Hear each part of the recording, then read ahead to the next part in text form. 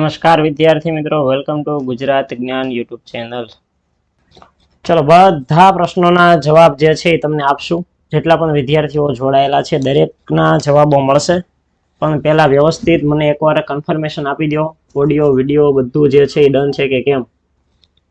Okay છે બધું? Okay, ચાલો તો બધાના કન્ફર્મેશન મળી ગયા છે, હવે લગભગ બધું ઓકે છે। વિદ્યાર્થી મિત્રો, આજે આપણે વાત કરવાની છે જીએસઆરટીસી હેલ્પર ભરતી જે આવવાની મતલબ કે આવી ગઈ છે ને એની પરીક્ષા આવવાની છે, જેની અંદર 100 પ્રશ્નો પૂછાવાના છે, 2 કલાકનો તમને સમય મળવાનો છે અને 0.25 નેગેટિવ માર્કિંગ છે।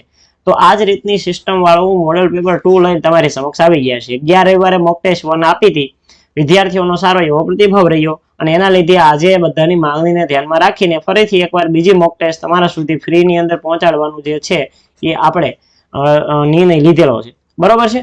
તો બધું જે છે એ સોલ્યુશન સાથેનો વિડીયો તમને મળી જશે, બરોબર। 9 વાગે આજનો આ સેશન રહેવાનો છે। પહેલા એક બે કોમેન્ટ જે છે એ વિદ્યાર્થીઓને હતી તો એના જવાબ આપી દઈએ। જુનિયર ક્લાર્કની ભરતી જે છે એ જો એક વાત સમજી લો કે નિગમ છે ને ક્રમશઃ ચાલશે।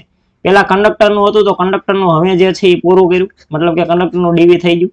હવે વિદ્યાર્થી મિત્રો ડ્રાઈવર વાળાની જે છે, બરાબર, ડ્રાઈવર વાળાની જે છે એ ટેસ્ટ લઈ લેશે અને ત્યારબાદ હેલ્પર વાળાની જે છે હેલ્પર વાળાની એ એક્ઝામ જે છે એ બહાર પાડી દેશે। પછી ક્રમશઃ જે છે એ ક્લાર્કનું કામકાજ ચાલુ થશે, ક્રમશઃ ક્લાર્ક એટલે કે નોટિફિકેશન બહાર પાડીને ફોર્મ ભરવાની પ્રોસેસ થતા થોડી ઘણી વાર લાગી શકે, બરોબર। એ જવાબ મળી ગયો। બીજો જવાબ છે કે સર એક્ઝામ ક્યારે આવશે? જો આ મેં તમને એ જ સમજાવું છું કે આમાં ડ્રાઈવર વાળાની ડ્રાઇવિંગ ટેસ્ટનું કામ જો એ લોકો પૂરું કરી નાખે પછી તરત જ હેલ્પરની જે છે એ પરીક્ષાની તારીખ આવશે અને તમારે હેલ્પરનું લાંબુ કઈ છે ને, હું માત્ર ફાઇનલ મેરિટ લિસ્ટ બહાર પાડીને તરત તારીખ આપવાની છે, એટલે તારીખ આવશે ને પછી સમય નહીં મળે। એકવાર હેલ્પરની પરીક્ષાની તારીખ આવી ગઈ કે ભાઈ આ તારીખે પરીક્ષા, હવે જેથી જાહેરાત થશે ત્યારથી 15-20 દિવસની અંદર એ લોકો પરીક્ષા લઈ લેશે, બરોબર। તો જાહેરાત થાય પછી તમારી પાસે ટાઈમ વધુ નહીં રહે, અત્યારે તમારી પાસે મેક્સિમમ ટાઈમ છે તો એનો ઉપયોગ કરો અને જે ટોપિક નથી ફાવતા, જ્યાં કાચું પડે છે ત્યાં વિદ્યાર્થી મિત્રો ટેસ્ટ આપો। હજી તમારા ઘણા બધા વિદ્યાર્થીઓ એવા છે કે જેને બહુ તૈયારીની જરૂર છે, બરોબર છે। આપણી પાસે જે છે પહેલી ફ્રી મોક ટેસ્ટ હતી, પહેલી ગુજરાતના સમગ્ર વિદ્યાર્થીઓ માટે પહેલી ટેસ્ટ ફ્રી હતી, તો એમાં લગભગ 600+ વિદ્યાર્થીઓ જે છે એ એટેમ્પ થયા છે। એમાં પાછળથી જે વિદ્યાર્થીઓ આવ્યા એમાં આપણે જોયું તો એની અંદર વિદ્યાર્થી મિત્રો જે છે અમુકને 91 માર્ક છે, પણ આવું 3 જ વિદ્યાર્થીઓ છે, બરોબર। 2-3 વિદ્યાર્થીઓને 90 માર્ક છે, બાકી બધાને જે છે નોર્મલી 60, 65, અમુકને 55, અમુકને 40, અમુકને તો 10-10 માર્ક છે। તો આવું જે વિદ્યાર્થી મિત્રો થયેલું છે, મતલબ કે તમારે તૈયારી કરવાની થોડીક જરૂર છે, બરોબર છે। ચાલો, તો જીએસઆરટીસી ક્લાર્ક ભરતી જે છે એ વાર લાગી જશે, બરોબર, એની એક વાત કરી દીધી। ત્યારબાદ જે છે એ કંડક્ટરનું ફાઇનલ મેરિટ એનો કોઈ અંદાજો નથી। ચલો, તો હવે વિદ્યાર્થી મિત્રો આપણે જે છે એ શરૂઆત કરી દઈએ આપણા સેશનની। જીએસઆરટીસી હેલ્પર કોર્સની અંદર આનાથી વિશેષ ઓફર હવે ભવિષ્યની અંદર નહીં આવે, બરોબર। આ સોશિયલ મીડિયાના જાહેરાત ઉપરથી અત્યારે જાહેર કરું છું કે અત્યારે જે ભાવ છે 800 ને કેટલો હતો કે 849 રૂપિયા ભાવ છે, અને એમાં આજ તમને આજે છે ઓફરનો છેલ્લો દિવસ, આજે ઓફરનો છેલ્લો દિવસ છે। આવનારા સમયની અંદર આનાથી વધારે ડિસ્કાઉન્ટ તમને મળશે નહીં। તો જે વિદ્યાર્થીઓ હોય અત્યારે વિડીયો જોઈ રહ્યા હોય અને રાત્રે 12 વાગ્યા સુધીમાં ઓફરનો લાભ લઈ લેજો, આનાથી વિશેષ ડિસ્કાઉન્ટ તમને મળવાનું નથી, બરોબર। 849 તમને છેલ્લી તક આપું છું, આના પછી જે છે એ ડિસ્કાઉન્ટ વધારે મળશે નહીં। ચલો આગળ વધી જઈએ। તો જે લોકોને કોર્સ ખરીદવાનું બાકી છે ખરીદી લેજો। એની પ્રાઇસ જે છે એ કેટલી છે તો કે 1111 ને બદલે છે એ વિદ્યાર્થી મિત્રો 849 રૂપિયા છે, એ તમે જોઈ લેજો, બરોબર છે। હવે જે લોકો પેડ વિદ્યાર્થીઓ છે ને એને આપણે એક શેડ્યુલ આપેલું છે, તો એ શેડ્યુલ અત્યારે પણ જાહેરાત બધા વિદ્યાર્થીઓ ઘણા બધા, જો કે આમાં જેટલા જોઈન છે અત્યારે લાઈવ સેશનની અંદર બધા લગભગ જે છે એ અમારી સાથે પેડમાં કંઈક ને કંઈક કોર્સ ખરીદેલો વિદ્યાર્થીઓ હશે તો એમને જણાવી દઉં કે તમારી જે છે એ કેટલી ટેસ્ટ પૂરી થઈ? 4 ટેસ્ટ પૂરી થઈ। મોક ટેસ્ટ નંબર 1 તારીખે લીધી, મોક ટેસ્ટ નંબર 2 6 તારીખે લીધી, મોક ટેસ્ટ નંબર 3 9 તારીખે લીધી, મોક ટેસ્ટ નંબર 4 આજે, બરોબર, આજે રાત્રે 9 વાગે મુકાઈ ગઈ છે। તમે તમારી અનુકૂળતા પ્રમાણે આ લેક્ચર પૂરો કરી નાખો ને પછી ટેસ્ટ આપી દેજો તો એ વાંધો નહીં, બરોબર। ટૂંકમાં મુકાશે 9 વાગે, પછી તમારે જ્યારે તમારે આપવી હોય ત્યારે તમે ટેસ્ટ આપી દેજો। ટેસ્ટમાં જે પહેલી વાર અટેમ્પ્ટ કરો છો એ જ માર્ક છે એ હું ગણીશ, માન્ય રાખીશ, એટલે કે પહેલી વાર ટેસ્ટ આપીને એમાં જે માર્ક આવ્યા એ અત્યારે મારી સ્ક્રીન ઉપર દેખાશે, મતલબ મારા લેપટોપની અંદર બતાવશે, એટલે એ જ તમારા માર્ક માન્ય ગણાશે। એટલે 3-4 વાર ટેસ્ટ આપીને પછી સારા માર્ક આવે એ મને કોઈ શેર ન કરતા વોટ્સઅપની અંદર, બરોબર, મને મારી પાસે તમારા પર ડેટા હશે જ, આવનારી જે બીજી ટેસ્ટો છે બરોબર, આ પેડ વિદ્યાર્થીઓ માટે છે. પેડ વિદ્યાર્થીઓ જે લોકોએ કોર્સ ખરીદેલો છે એમને જણાવી દઉં કે હવે 5મી મોક ટેસ્ટ 15 તારીખે, 6ઠી મોક ટેસ્ટ 18 તારીખે, 7મી મોક ટેસ્ટ 21 તારીખે, 8મી મોક ટેસ્ટ 24 તારીખે, 9મી મોક ટેસ્ટ 27 તારીખે અને 10મી મોક ટેસ્ટ 30 તારીખે. આ રીતે એક મહિનાની અંદર, એપ્રિલ મહિનાની અંદર ટોટલ 10 જે મોક ટેસ્ટ છે આપણે કોર્સની અંદર આપવાનું વિચાર્યું છે. તો આ રીતે તમે જે છે આપી દેજો. ચાલો હવે જે છે વિદ્યાર્થી મિત્રો આપણા ક્વેશ્ચન જે છે એ ક્વેશ્ચનની શરૂઆત કરી દઈએ. થોડુંક સ્પીડની અંદર જે છે એ બધા મિત્રોને નમ્ર વિનંતી કરીશ કે 10 વાગ્યા સુધીમાં આપણે જે છે 50 ક્વેશ્ચન પૂરા કરવાના છે બરોબર છે. એટલે દરેક વિદ્યાર્થીઓને એક નમ્ર વિનંતી છે કે થોડુંક સ્પીડમાં જે છે એ તમે આન્સર આપવાનું રાખશો તો મજા આવશે બરોબર. હું થોડીક સમજૂતી તમને સાથે સાથે આપતો જઈશ.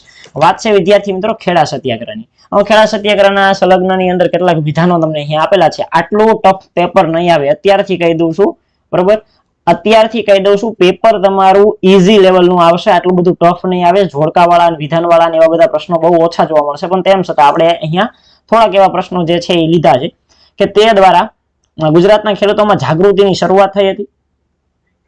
ત્યારબાદ વિદ્યાર્થી મિત્રો ઓપ્શન નંબર બી, ત્યારથી સરદાર પટેલ અને મહાત્મા ગાંધીના સંબંધોની શરૂઆત થઈ હતી. કે પછી તે સમય ખેડૂતોના દમન તરફ દોરી ગયો અને તેનાથી કૃષિ ક્ષેત્રે આપત્તિકાળ આવ્યો. અને ત્યારબાદ સફળ બારડોલી સત્યાગ્રહ એ તેના પછીનો સત્યાગ્રહ હતો. આ 4 વિધાનો વિદ્યાર્થી મિત્રો છે. હવે તમે અહીંયા જોશો તો વિદ્યાર્થીઓ સી તરફ જઈ રહ્યા છે બરોબર. મતલબ કે એમ કે છે કે તે ખેડૂતોમાં જાગૃતિની શરૂઆત થઈ હતી. જો હવે જે લોકોએ મોક ટેસ્ટ આપી છે ને એ લોકો સી તરફ ક્લિક કરશે. જે લોકોએ મોક ટેસ્ટ આપી છે એ લોકો સી તરફ જશે. પણ વિદ્યાર્થી મિત્રો હું અહીંયા બી તરફ જઈશ. શા માટે? મોક ટેસ્ટની અંદર એ સી આન્સર છે. સાહેબ તમે બી શા માટે કીધો? તો ભાઈ ગુજરાતના ખેડૂતોમાં જો જાગૃતિની શરૂઆત થઈ હોય ને તો એ ખેડા સત્યાગ્રહ હતો. આમ જોવા જઈએ ને તો ગુજરાતમાં થયેલો પ્રથમ ખેડૂત સત્યાગ્રહ હતો ને તો એ ખેડા સત્યાગ્રહ હતો બરોબર. એટલા માટે અહીંયા આ વિધાનને હું માન્યતા આપીશ. મોક ટેસ્ટની અંદર જે તમે ભણી ગયા હોય કે અથવા મોક ટેસ્ટની અંદર જે આન્સર ટીક કર્યો હોય અહીંયા ધ્યાન રાખો. અહીંયા જે છે એ બાકીના 3 જે છે એ જવાબો સાચા થશે. આ ત્રીજું વિધાન છે ને ખોટું છે, કારણ કે અહીંયા શું કીધું છે કે તેનાથી કૃષિ ક્ષેત્રે આપત્તિકાળ આવ્યો. કૃષિ ક્ષેત્રે આપત્તિકાળ નહોતો આવ્યો ભાઈ. ખેડા સત્યાગ્રહ થયો, ગાંધીજીએ જે છે સાથ આપ્યો. 1917માં અતિવૃષ્ટિ થઈ, પછી આ સત્યાગ્રહ થયો તરત જ 1918 ની અંદર. આ સત્યાગ્રહ થયો પછી તો ખેડૂતો પર જે દમન થતા હતા એ તો ઓછા થયા, એટલે આપત્તિકાળ આવ્યો એવું કઈ બનેલું નથી. વેરી ગુડ, સંજયભાઈ બી તરફ ગયા. એટલે જે છે આ બી તરફ વિદ્યાર્થી મિત્રો આપણે જઈશું. એક થોડુંક એરર જે છે મોક ટેસ્ટ વાળા વિદ્યાર્થી મિત્રો સુધારી લેજો બરોબર. બાકી ખબર જ છે ક્યારે સત્યાગ્રહ થયો હતો તો કે 12 માર્ચ 1918. બાકી જો બારડોલી સત્યાગ્રહ પણ આવ્યો એટલે તમને સમજાઈ દઉં કે બારડોલી સત્યાગ્રહ ક્યારે થયો હતો તો કે 1928 ની અંદર. એટલે એ પણ વિધાન સાચું છે, કારણ કે સફળ બારડોલી સત્યાગ્રહ તેના પછી થયો હતો. 1918 ની અંદર કયો થયો તો કે 1918 ની અંદર થયો ખેડા સત્યાગ્રહ, 1928 ની અંદર થયો બારડોલી સત્યાગ્રહ. ત્યારબાદ બીજા નંબરનો પ્રશ્ન, રાષ્ટ્રપિતા, આપણા રાષ્ટ્રપિતા કોણ છે તો કે મહાત્મા ગાંધીજી. તો રાષ્ટ્રપિતા મહાત્મા ગાંધીજીનું જન્મ સ્થાન જેનું આપણે નામ આપેલું છે વિદ્યાર્થી મિત્રો કીર્તિ મંદિર. તો આ કીર્તિ મંદિર છે કોને બંધાવ્યું હતું? શેઠ શ્રી હરગોવિંદદાસ પ્રાણલાલ, મોરારજી ગોકુળદાસ, શેઠ શ્રી બેચરલાલ નવીનદાસ કે પછી નાનજીભાઈ કાલિદાસ મહેતા. ખાસ વિદ્યાર્થી મિત્રો ઈઝી પ્રશ્ન છે અને અગાઉ કંઈક પૂછાઈ ગયો એવો પ્રશ્ન મને લાગી રહ્યો છે. રાષ્ટ્રપિતા મહાત્મા ગાંધીજીનું જન્મસ્થળ જેનું નામ છે કીર્તિ મંદિર, આપણે જેને ઓળખીએ છીએ. વેરી ગુડ પૂનમભાઈ બરોબર. પૂનમસિંહ યુ આર રાઈટ. બીજાની અંદર D is a correct answer. Nanjibhai Kalidas Mehta જે છે તેમને કીર્તિ મંદિર છે તે બંધાવ્યું હતું. યાદ રાખજો મિત્રો બરોબર. બાકી ગાંધીજી વિશે છે એ આપણે ચર્ચા આગળ કરીશું. ગાંધીજી વિશે આગળ આપણે ચર્ચા કરીશું ડીપલી. આગળ એમનો ક્વેશ્ચન આવે છે એટલા માટે. ચાલો આગળ વધી જઈએ. સયાજીરાવ ગાયકવાડ ત્રીજા. સયાજીરાવ ગાયકવાડ ત્રીજાને તો કોણ ન ઓળખે બરોબર, કારણ કે ગુજરાતની અંદર મફત અને ફરજિયાત શિક્ષણ જો શરૂઆત કરેલી હોય તો એ સયાજીરાવ ગાયકવાડ ત્રીજા હતા. અને એમના પત્નીની યાદમાં એમને ન્યાય મંદિર વડોદરાની અંદર બનાવેલું હતું. એમના પત્નીનું નામ હતું વિદ્યાર્થી મિત્રો ચીમનાબાઈ બરોબર. તો એમની યાદમાં એમને ન્યાય મંદિર વડોદરા ખાતે બનાવેલું હતું. ને આપણે જે બેંકોની અંદર કાર્યરત બેંક છે એવી બેંક ઓફ બરોડા છે જેની 1908 ની અંદર સ્થાપના થઈ હતી બરોબર. એ આ સિવાય ગુજરાતનો સૌથી મોટો મહેલ અથવા તો પેલેસ તમે કહી શકો એટલે કે કયો હતો કે લક્ષ્મી વિલાસ પેલેસ વડોદરા. તો એ પણ આના સયાજીરાવ ગાયકવાડના નેજા હેઠળ થયેલું બધી વસ્તુઓ. એટલા માટે આપણે એને યાદ રાખવા પડે. એમને વાત કરી છે કે એના ઉચ્ચ અભ્યાસ પૂર્ણ કરવા માટે નાણાકીય સહાય કોને આપી, એટલે કે મદદ કોને કરી હતી બરોબર. પૈસા બાબતે જે છે મદદ સયાજીરાવ ગાયકવાડને ભણાવવામાં કોને કરી હતી? બધા વિદ્યાર્થી મિત્રો ઓપ્શન નંબર એ તરફ ત્રીજાની અંદર જઈ રહ્યા છે. એવું કહે છે કે ડોક્ટર BR આંબેડકર. એકદમ સાચી વાત છે મિત્રો, એકદમ સાચી વાત છે બરોબર. ત્યારબાદ આગળ વધી જાય. ચોથા નંબરનો પ્રશ્ન, પુનિત મહારાજ. પુનિત મહારાજે કયું છે એ માસિક પત્ર શરૂ કર્યું હતું? જનસાધના, જનચેતના, જન કલ્યાણ કે પછી જન જ્યોતિ? ચલો મિત્રો ફટાકથી આન્સર આપી દેજો, ફટાકથી. પુનિત મહારાજે કયું માસિક પત્ર જે છે એ બહાર પાડ્યું હતું અથવા તો શરૂઆત કરેલી હતી? માસિક પત્ર એટલે એક મહિનામાં એકવાર આવે એને માસિક પત્ર કહીશું, બરોબર છે. ચાલો તો જન સાધના, જન ચેતના, ત્યારબાદ વિદ્યાર્થી મિત્રો જન કલ્યાણ ને જન જ્યોતિ. તો જવાબ શું આવશે? તો કે option number C is correct answer. બરોબર, જે લોકો ટેસ્ટ આપીને આવ્યા છે એમને બહુ સરસ જવાબ મળી રહ્યા છે. આ જ રીતે ટેસ્ટ આપી દેજો, 100 ગુણની 10 ટેસ્ટ આપશો ને એટલે તમારા મોસ્ટ ઇમ્પોર્ટન્ટ 1000 જેટલા ક્વેશ્ચન તમારા નજર સમક્ષથી એક જ મહિનાની અંદર ફરી જશે ને તમને ખ્યાલ પણ નહીં રહે, બરોબર છે. તો જન કલ્યાણ ઇઝ કરેક્ટ આન્સર. ત્યારબાદ આગળ વધી જાય. પાંચમા નંબરનો પ્રશ્ન છે કે સરસ્વતી પુરાણ મુજબ પરશુરામે પોતાની માતાનું શ્રાદ્ધ કયા સ્થળે કરેલું? જો ગુજરાતની અંદર સિદ્ધપુરની અંદર આવેલું એક સ્થળ છે, તમને બધાને ખબર છે. આખા ભારતની દેશની અંદર 5 પવિત્ર સરોવરમાંનું એક સરોવર કે જેનું નામ છે વિદ્યાર્થી મિત્રો બિંદુ સરોવર. કયું? બિંદુ સરોવર. ક્યાં આવ્યું છે? તો કે સિદ્ધપુરની નજીકમાં આવેલું છે. સિદ્ધપુરની નજીકમાં આવેલું આ સરોવર છે. આ સરોવર જે છે એ જો પરશુરામનું અહીંયા તો વાત કરેલી છે, પણ ખાલી એટલું યાદ રાખો કે માતૃશ્રાદ્ધની અત્યંષ્ટિ એટલે કે જે માતૃશ્રાદ્ધમાં જે હાડકાઓ જે હોય છે વિદ્યાર્થી મિત્રો એનું શ્રાદ્ધ જે કરવાનું હોય છે એના માટેનું પવિત્રમાં પવિત્ર સ્થળ એટલે કે બિંદુ સરોવર. બધા વિદ્યાર્થી મિત્રો સાચા છે, બરાબર. સિદ્ધપુર નજીક આવેલું છે અને માતૃશ્રાદ્ધ માટે ફેમસ છે, બરાબર. યાદ રાખજો વિદ્યાર્થી. ચલો આગળ વધી જઈએ. 6 નંબરનો ક્વેશ્ચન છે મૈત્રક વંશનો ક્વેશ્ચન તમને પૂછી લીધો છે ઇતિહાસમાંથી કે મૈત્રક વંશના રાજા એવા ધ્રુવસેન બીજાના સમયની અંદર પાટનગર જે છે એ વલ્લભી, અત્યારનું વિદ્યાર્થી મિત્રો વલ્લભીપુર, બરોબર, અથવા તો પહેલાના સમયની વાત કરું તો વલ્હીના નામે ઓળખાવતું એવું એ વલ્લભીની મુલાકાત કયા ચીની મુસાફરે લીધી હતી? એકદમ ઈઝી પ્રશ્ન, બધાને આવડતો હશે. જો આગળ જે છે ને મિત્રો તમે ક્વેશ્ચન નંબર લખવાનું રાખો. દાખલા તરીકે તમારે જવાબ આપવો છે કે 5મા નંબરની અંદર જે છે બી જવાબ આપવો છે, તો આ રીતે કોમેન્ટ કરો જેથી મને ખ્યાલ આવે કે તમે કયા ક્વેશ્ચનનો આન્સર આપી રહ્યા છો, બરોબર છે. અત્યારે 6 નંબરના ક્વેશ્ચનનો આન્સર આપવો હોય તો 6 કરી અને પછી એનો જે આવતો હોય કે સી આવે છે, બરોબર, તો 6 કરીને સી કરી નાખો. આ રીતનો જવાબ આપો તો મને વ્યવસ્થિત ખ્યાલ આવશે. Very good. જૂના વિદ્યાર્થી મિત્રો છે એ વ્યવસ્થિત જવાબ આપી રહ્યા છે. સંજયભાઈ છે, પૂનમસિંહ છે, ત્યારબાદ ઘણા બધા વિદ્યાર્થીઓ છે. લગભગ આમાં પેડ વિદ્યાર્થીઓ મને દેખાય છે. અત્યારે જેટલા લાઈવ સેશનની અંદર છે ને બધા પેડ વિદ્યાર્થીઓ, બધાએ કોર્સ લીધેલો છે.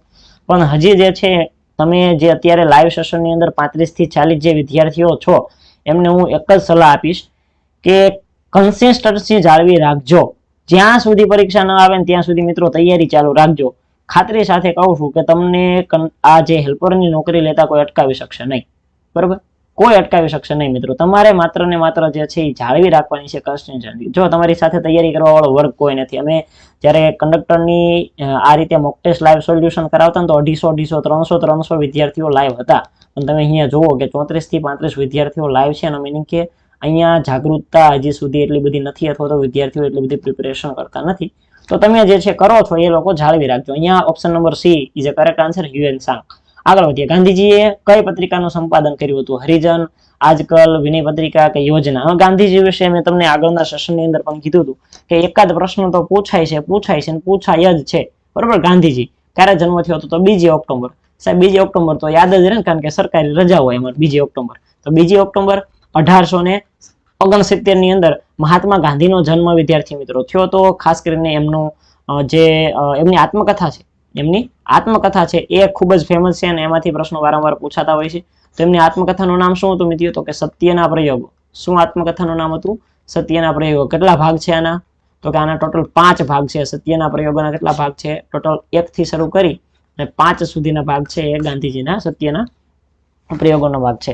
આ સિવાય એક સરસ મજાનું એમનું પુસ્તક હતું. ગાંધીજીનું પ્રથમ પુસ્તક તમારે કેવું હોય તો તમે કહી શકો, બરોબર. ગાંધીજીનું પ્રથમ પુસ્તક જે છે એ તમારે કેવું હોય તો તમે કહી શકો. એ પુસ્તકનું નામ તમને ખ્યાલ હોય તો જણાવી દઉં છું, હિન્દ સ્વરાજ. કયું પુસ્તક છે મિત્રો? હિન્દ સ્વરાજ. તો આ પણ ગાંધીજીનું પુસ્તક છે. ઓકે. 7મા નંબરની અંદર બધા વિદ્યાર્થીઓનો જવાબ મને મળી રહ્યો છે કે ગાંધીજીએ જે છે એ હરિજન જે પત્રિકા છે, ગાંધીજીએ હરિજન પત્રિકા જે છે એ સંપાદન કર્યું હતું. વેલ ડન વિદ્યાર્થી મિત્રો. ચાલો આગળ વધી જઈએ મિત્રો. 8મા નંબરનો પ્રશ્ન છે પંડિત ઓમકારનાથજીએ સંગીત મહોદયની પદવીથી નવાજનાર કોણ છે? પંડિત ઓમકારનાથને સંગીત મહોદયની પદવી એટલે આપણે ઉપનામ કેમ આવતા હોય અથવા પદવી આપતા હોય તો એ નામથી નવાજનાર વ્યક્તિ જે છે એ કોણ હતા? માલવિયા નેપાળના મહારાજા, કાશીના વિશુદ્ધ મહાવિદ્યાલય કે પછી ખાંસા સાહેબ દો સુખિયા? ચલો ફટાફટ જવાબ આપી દો. ઘણા બધા પુસ્તકો હતા મિત્રો. એટલે તમે જો એ રીતે વાત કરો કે સત્યના પ્રયોગોના, તો એના 1 થી 5 ભાગ હતા, બરોબર. બાકી તો ગાંધીજીએ ઘણા બધા પુસ્તકો લખેલા છે, બરોબર. આ સિવાય કંઈક સાઉથ આફ્રિકાનો પ્રવાસ છે કે એ બધા પુસ્તકો ગાંધીજીએ લખેલા છે. આ સિવાય હિન્દ સ્વરાજ પુસ્તક છે. ઘણા બધા પુસ્તકો જે છે ગાંધીજી દ્વારા લખાયેલા છે. ઓકે, 8મા નંબરની અંદર એકદમ સાચો જવાબ બધા વિદ્યાર્થી મિત્રો આપી રહ્યા છે. સંજયભાઈ છે, હરેશભાઈ છે, ભાર્ગવભાઈ છે, કૌશિકભાઈ છે, જયદીપભાઈ, શૈલેષભાઈ, કિરીટભાઈ અને પૂનમસિંહ તો જનરલી બધામાં હોય જ છે. સતીશભાઈ સરસ, નથી આવડતો એટલે ઈ ટીક કરી દીધો, વેલ ડન. જો ન આવડે એટલે ઈ ટીક કરી દેવાનો, એટલે 0.25 માર્ક તમારા માઇનસ નહીં થાય. ખોટો ટીક કરશો તો 0.25 માર્ક માઇનસ થઈ જશે. 4 ખોટા ટીક કર્યા એનો મતલબ એમ થયો કે તમારો 1 માર્ક જે છે 1 માર્ક ગયો. એટલે ખોટા ટીક કરવાના નહીં. આપણે આવડે તો ટીક કરવાનું. ઓપ્શન નંબર બી તરફ બધા વિદ્યાર્થી મિત્રો જઈ રહ્યા છે. નેપાળના મહારાજા દ્વારા આ પદવી આપવામાં આવી હતી. ત્યારબાદ 9મા નંબરનો ક્વેશ્ચન આપણે જોઈએ. એકદમ ઈઝી અને પગલો પ્રશ્ન છે. જો સામાન્ય જ્ઞાન જે તમારો અભ્યાસક્રમની અંદર છે કે સામાન્ય જ્ઞાન, તો બસ સામાન્ય જ્ઞાનની અંદર આવું જ આવશે મિત્રો. આવું જ આવશે કે પ્રથમ કોણ હતું, ગુજરાતની સ્થાપના ક્યારે થઈ હતી, સ્થાપના થઈ ત્યારે કેટલા રાજ્યો હતા, અથવા કેટલા જિલ્લાઓ હતા, અથવા તો ગુજરાતનું પ્રથમ પક્ષી, ગુજરાતનું રાજ્ય પક્ષી કયું છે, પ્રાણી કયું છે. આ બધા પ્રશ્નો છે એ પૂછાશે. અહીંયા મેં તમને રાજ્ય પક્ષી છે પૂછી લીધું છે. તો 9મા નંબરની અંદર ગોહિલ અજયસિંહ કહે છે કે સુરખાબ. એકદમ સાચી વાત છે. મકવાના વિરેન્દ્રસિંહ, ઘણા બધા વિદ્યાર્થીઓ નવા જોઈન થાય છે, તો એકદમ સાચી વાત. Option number A is a correct answer. ત્યાંથી આગળ વધીએ મિત્રો. 10મા નંબરનો પ્રશ્ન છે કે પ્રથમ ગુજરાતી ફિલ્મ કઈ છે? જો આ સામાન્ય જ્ઞાનના એક ટોપિક મૂક્યા છે આપણે કોર્સની અંદર. સામાન્ય જ્ઞાનના એક ટોપિક આપણા કોર્સની અંદર મૂક્યા છે. લગભગ 46 જેટલા ટોપિક મૂક્યા છે. કેટલા? 46 જેટલા ટોપિક તમે કરી નાખો. ખાતરી સાથે કહું છું, હેલ્પરની તો શું, કોઈ પણ પરીક્ષા જે છે, કોઈ પણ ક્લાસ 3 ની જે પરીક્ષા છે, આ કોઈ પણ ક્લાસ 3 ની પરીક્ષામાંથી એમાંથી બાર એક ક્વેશ્ચન સામાન્ય જ્ઞાનમાંથી ન જાય. બધા ટોપિક જે છે આપણે મૂકી દીધા છે, બરાબર. તો એ તમે રોજ એક ટોપિક તૈયાર કરી ના જાવ એટલે 1-2 મહિનાની અંદર આરામથી થઈ જાય. અહીંયા વિદ્યાર્થી મિત્રો જવાબ આપી રહ્યા છે કે નરસિંહ મહેતા જે છે એ પ્રથમ ગુજરાતી ફિલ્મ હતી. જો આવી ઘણી બધી ફિલ્મો હતી. પ્રથમ મૂક ફિલ્મ હતી, અથવા તો રજૂ થયેલી ફિલ્મ હતી, રજૂ ન થયેલી ફિલ્મ હતી. આ સિવાય જે છે વિદ્યાર્થી મિત્રો હસતી ફિલ્મ હતી. તો બધાનું લિસ્ટ તમને બતાવું છું સ્ટેપ બાય સ્ટેપ. જોઈએ સૌથી પહેલા છે સૌ પ્રથમ ગુજરાતી મૂક ફિલ્મ. મૂક ફિલ્મ એટલે શું? તો કે અવાજ વગરની, માત્ર ને માત્ર ચિત્રો આવતા હોય, તો એવી ફિલ્મ જે રજૂ નહોતી થઈ. જો આ પોલિટિક્સ ઉપર હતી, આખી જે છે રાજકારણ ઉપર ફિલ્મ હતી. શેઠ સગાવસા, એટલા માટે આને રજૂ કરવામાં નહોતી આવી. એનું નામ છે શેઠ સગાવસા. પછી મૂક ફિલ્મ આવી પણ એ રજૂ થઈ, એનું નામ હતું શ્રી કૃષ્ણ સુદામા, બરોબર. તો આ બંને એકદમ સરળતાથી યાદ રહી જાય. ત્યારબાદ આવે વિદ્યાર્થી મિત્રો બોલતી ફિલ્મ. અત્યાર સુધી આપણે મૂક ફિલ્મ જોઈ, ત્યારબાદ બોલતી ફિલ્મ પ્રથમ હતી નરસિંહ મહેતા. એ જ તમને ક્વેશ્ચન અત્યારે મેં પૂછી લીધો અને આ પરીક્ષાની અંદર પૂછાઈ પણ ગયેલો છે. રાજકીય ફિલ્મની અંદર વાત કરું તો ફક્ત વિદુર ફિલ્મ હતી, પ્રતિબંધિત હતી, બરોબર. આ શેઠ સગાડસા જે છે રાજકીય ફિલ્મ નહોતી, બરોબર, માય મિસ્ટેક. આ ફક્ત વિદુર જે છે એ રાજકીય ફિલ્મ હતી. ત્યારબાદ કરમુક્ત ફિલ્મ, એટલે કે 1 પણ રૂપિયાનો ટેક્સ વગર મફત ચલાવવામાં આવતી ફિલ્મ, એટલે કે અખંડ સૌભાગ્યવતી, જે પ્રથમ ફિલ્મ કરમુક્ત હતી. ત્યારબાદ આમાંથી એકાદો પ્રશ્ન જે છે આવનારી પરીક્ષાની અંદર આવી શકે, એટલે બધા યાદ રાખજો છે. પ્રથમ રંગીન ગુજરાતી ફિલ્મ લીલુડી ધરતી, મોસ્ટ ઇમ્પોર્ટન્ટ, યાદ રાખજો, બરોબર. આ આઈએમપી છે. ત્યારબાદ આપણે વાત કરીએ તો હસ્તી ફિલ્મ, એટલે કે રમૂજી ફિલ્મ, ફાફડો ફિતોરી. અને ત્યારબાદ છે મહાનવલ કથા જે છે સરસ્વતી ચંદ્ર, એના ઉપરથી એક બનેલી ફિલ્મ ગુણસુંદરીનો ઘર સંસાર. અને કલાપી સુરસિંહજી તખ્તસિંહજી ગોહિલ, કે જે ક્યાંના રાજવી હતા? તો કે અમરેલીના રાજવી હતા. અમરેલીનું લાઠી અને ત્યાંના રાજવી, જેમની કૃતિ હતી હૃદય ત્રિપુટી, અને એમના ઉપરથી બનેલી ફિલ્મ એટલે કે મનોરમા. અને ત્યારબાદ છે કનૈયાલાલ માણેકલાલ મુનશી, એટલે કે કમા મુનશી, એમની કૃતિ હતી વિદ્યાર્થી મિત્રો પૃથ્વી વલ્લભ, અને એમના ઉપરથી બનેલી ફિલ્મ એટલે કે પૃથ્વી વલ્લભ. તો આટલી થોડીક ફિલ્મના ફેક્ટ જે કાંઈ હતા, બધા ફેક્ટ તમારી સમક્ષ મૂકી દીધા છે. ફિલ્મ વાળો ક્વેશ્ચન જો આમાંથી આવે તો તમારે એક પણ પ્રશ્ન બહાર ન જાય, બરોબર. આ સર તમે ફ્રીમાં મૂકેલ છે, ઓકે, કાંઈ વાંધો નહીં. ચાલો, ભારતમાં સૌપ્રથમ મેટ્રો રેલ સેવા જે છે એ કયા શહેરની અંદર શરૂ થઈ? જો ભારતનું જીકે કરી નાખવાનું, ખાલી ગુજરાતનું કરવું એવું નથી મિત્રો. ભારતનું પણ જીકે સાથે સાથે આપણે તૈયાર કરી લેવાનું, જેથી કરીને વાંધો આવે નહીં. 50 જેટલા વિદ્યાર્થીઓની હાજરી છે, પણ વેલિડાઉ 25 લાઈક છે. કેટલી? 25. તો જે લોકોને લાઈક કરવાની બાકી છે ને લાઈક કરી નાખો. ચલો ફટાફટ લાઈક કરી નાખો. આપણો સેશન પૂરો થાય એટલે જેટલા વિદ્યાર્થીઓ લાઈવ છે ને એની એટલી જ લાઈક હોવી પડે. તો અહીંયા બધા વિદ્યાર્થી મિત્રો જે છે 11મા નંબરના ક્વેશ્ચનની અંદર જે છે એ કલકત્તા તરફ જઈ રહ્યા છે અને એકદમ સાચી વાત છે મિત્રો, એકદમ તમારો જે છે એ જવાબ સાચો છે. Calcutta is a correct answer. ભારતની અંદર સૌ પ્રથમ જે છે મેટ્રો રેલ સેવા જે છે એ કલકત્તાથી જ શરૂ થઈ હતી. ત્યારબાદ મહિલાઓના કલ્યાણ માટે કાર્યરત સંસ્થાનું સંક્ષિપ્ત એટલે કે ટૂંકું નામ જે છે તે જણાવો. તો સેવા નામની સંસ્થા વિદ્યાર્થી મિત્રો કાર્યરત છે. કઈ સંસ્થા? સેવા નામની સંસ્થા. આ સેવા નામની સંસ્થા વિશે થોડીક મારે તમને માહિતી આપવી છે કે આ સેવા નામની સંસ્થાની શરૂઆત ક્યારે થઈ. આ સેવા નામની જે સંસ્થા છે આની શરૂઆત ક્યારે થઈ? પહેલા તો વિદ્યાર્થી મિત્રો આ યુનિયન હતું. શું હતું? યુનિયન હતું. આ ક્યાંનું યુનિયન હતું? તો કે આ હતું અમદાવાદનું યુનિયન. આપણા ગુજરાતનું અમદાવાદ જે છે અમદાવાદનું યુનિયન હતું. અને આ યુનિયનની અંદર શું કામ થતું? તો કે જે કઈ મહિલાઓ છે આ મહિલાઓને રોજગારી કઈ રીતે મળે આ સંલગ્ન આખું યુનિયન કામગીરી કરતું હતું. બરોબર. પણ એમાં શું થયું કે 1977 આસપાસનો સમયગાળો આ યુનિયનના સેક્રેટરી અને એ સેક્રેટરીનું નામ છે ઈલાબેન ભટ્ટ. શું નામ છે મિત્રો? ઈલાબેન ભટ્ટ. આ ઈલાબેન ભટ્ટ છે અને 1977 ની અંદર ખૂબ જ પ્રતિષ્ઠિત એવોર્ડ એટલે કે વિદ્યાર્થી મિત્રો રોમન મેગ્નેસ એવોર્ડ જે છે તે મળ્યો.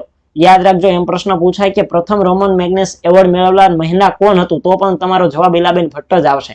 તો આ સેવા નામની જે સંસ્થા હતી એ સેવા નામની સંસ્થાના જનરલ સેક્રેટરી તરીકે જ્યારે ઈલાબેન ભટ્ટ હતા ત્યારે આ એવોર્ડ મળ્યો. એટલે આખા દેશની અંદર નહીં પરંતુ આખા વિશ્વની અંદર જે છે સેવા નામની સંસ્થા જે છે ને એનું એક નામ રોશન થયું. બરોબર છે.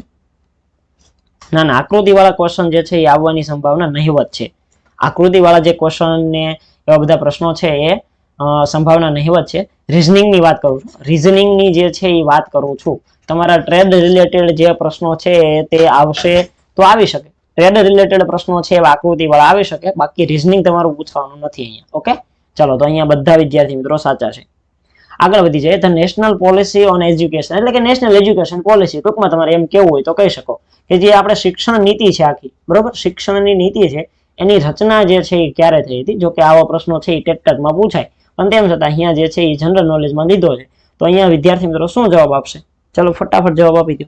હમણાં જે છે નેશનલ એજ્યુકેશન પોલિસી 2020 ની અંદર અપડેટ કરવામાં આવી પણ શરૂઆતમાં રચના એની ક્યારે થઈ? એનઈપી ની રચના ક્યારે થઈ હતી? હમણાં જો 2020 જે ગયું અત્યારે તમે જોયું હશે કે કોલેજ જે છે એ 4 વર્ષની કોલેજ થઈ ગઈ. એટલે કે આની અંદર જે છે એ ગ્રેજ્યુએશન પણ કમ્પ્લીટ થઈ જાય, માસ્ટર પણ કમ્પ્લીટ થઈ જાય 4 વર્ષની અંદર બધું. અથવા તો 10 પછી 4 વર્ષનો કોર્સ કરી નાખવાનો એટલે 1 વર્ષનો તમારો ફાયદો થાય. એ બધી સિસ્ટમ ચાલુ થઈ ગઈ છે. તો એ બધું ક્યાં હતું? તો 2020 ની જે નેશનલ એજ્યુકેશન પોલિસી છે નવી, એમાં જે સુધારો કરવામાં આવ્યો એ. અને અહીંયા તમને પૂછેલું છે રચના. એની રચના જે છે એ ક્યારે થઈ હતી? બધા વિદ્યાર્થી મિત્રોનો જવાબ સાચો છે. 1986 ની અંદર જે છે એ રાષ્ટ્રીય શિક્ષણ નીતિ, શુદ્ધ ગુજરાતીની અંદર કેવું હોય તો એનો અર્થ થશે રાષ્ટ્રીય શિક્ષણ નીતિની રચના થઈ હતી. બરોબર. આ સિવાય મુદ્દલિયાર સમિતિ આવી બધી ઘણી બધી સમિતિ હતી કે જેને અગત્યની ભૂમિકા ભજવી. બરોબર છે. 2005 નો આખો સમયગાળો મુદ્દલિયાર સમિતિ એટલે 1900 આઝાદી આસપાસનો સમયગાળો. તો આ બધા જે છે એ કંઈક ને કંઈક શિક્ષણ નીતિ જે છે એની અંદર ભાગીદારી આપેલી અને બધા ઉપર આપણે ચર્ચાઓ અત્યારે કરવી નથી. બરોબર છે. આગળ વધી જાય. ધરતી પરનું સૌથી ઝડપથી દોડી શકતું પ્રાણી કયું છે? ચિત્તો, સિંહ, માણસ કે પછી હરણ? જો પગે દોડવાનું છે એટલે માણસ અમુક ટીક કરશે પણ માણસ જે છે એ ચિત્તા કરતા વધુ તો ન જ દોડી શકે. બરોબર. પ્રાણી જે છે એમાં કોણ આવશે? તો કે ચિત્તો. એકદમ ઈઝી પ્રશ્ન હતો એટલે વધારે આપણે ટાઈમ વેસ્ટ નહીં કરીએ. આગળ વધી જઈએ. મેરી કોમની ભૂમિકા જે છે કઈ અભિનેત્રીએ નિભાવી હતી? હવે મેરી કોમને તો કોણ ન ઓળખે? બરોબર. આવડો મોટો આખા ભારત દેશની અંદર નામ રોશન કર્યું, આપણા ભારત દેશ આખા વિશ્વની અંદર ભારત દેશનું નામ રોશન કર્યું એવી મેરી કોમ, અને એના ઉપરથી આખી એક ફિલ્મ બનાવેલી. અને આ ફિલ્મની અંદર જે મેરી કોમ જે બની હતી એની જે ભૂમિકા ભજવનાર જે અભિનેત્રી છે એ અભિનેત્રીનું નામ તમારે કોમેન્ટ બોક્સની અંદર જણાવવાનું છે. ફટાફટ. Option number A Kareena Kapoor, option number B Priyanka Chopra, option number C Alia Bhatt, option number D Parineeti Chopra. Okay, તો બધા વિદ્યાર્થી મિત્રો B તરફ જઈ રહ્યા છે. એકદમ સાચો જવાબ છે Priyanka Chopra is a correct answer. આગળ વધીએ ભાઈ. વેલિંગ્ટન કયા દેશની રાજધાની છે? તો જીકે ની અંદર આવા પ્રશ્નો આવશે. રાજધાની ક્યાં છે અને આ સિવાય ઇન્ટરનેશનલ એરપોર્ટ હોય તો એરપોર્ટ કઈ જગ્યાએ છે અને આવા બધા પ્રશ્નો જે છે એ જીકે ની અંદર આવશે. તો અહીંયા વોશિંગ્ટન ડીસી ની અહીંયા વાત કરેલી છે મિત્રો. વોશિંગ્ટન. બરોબર.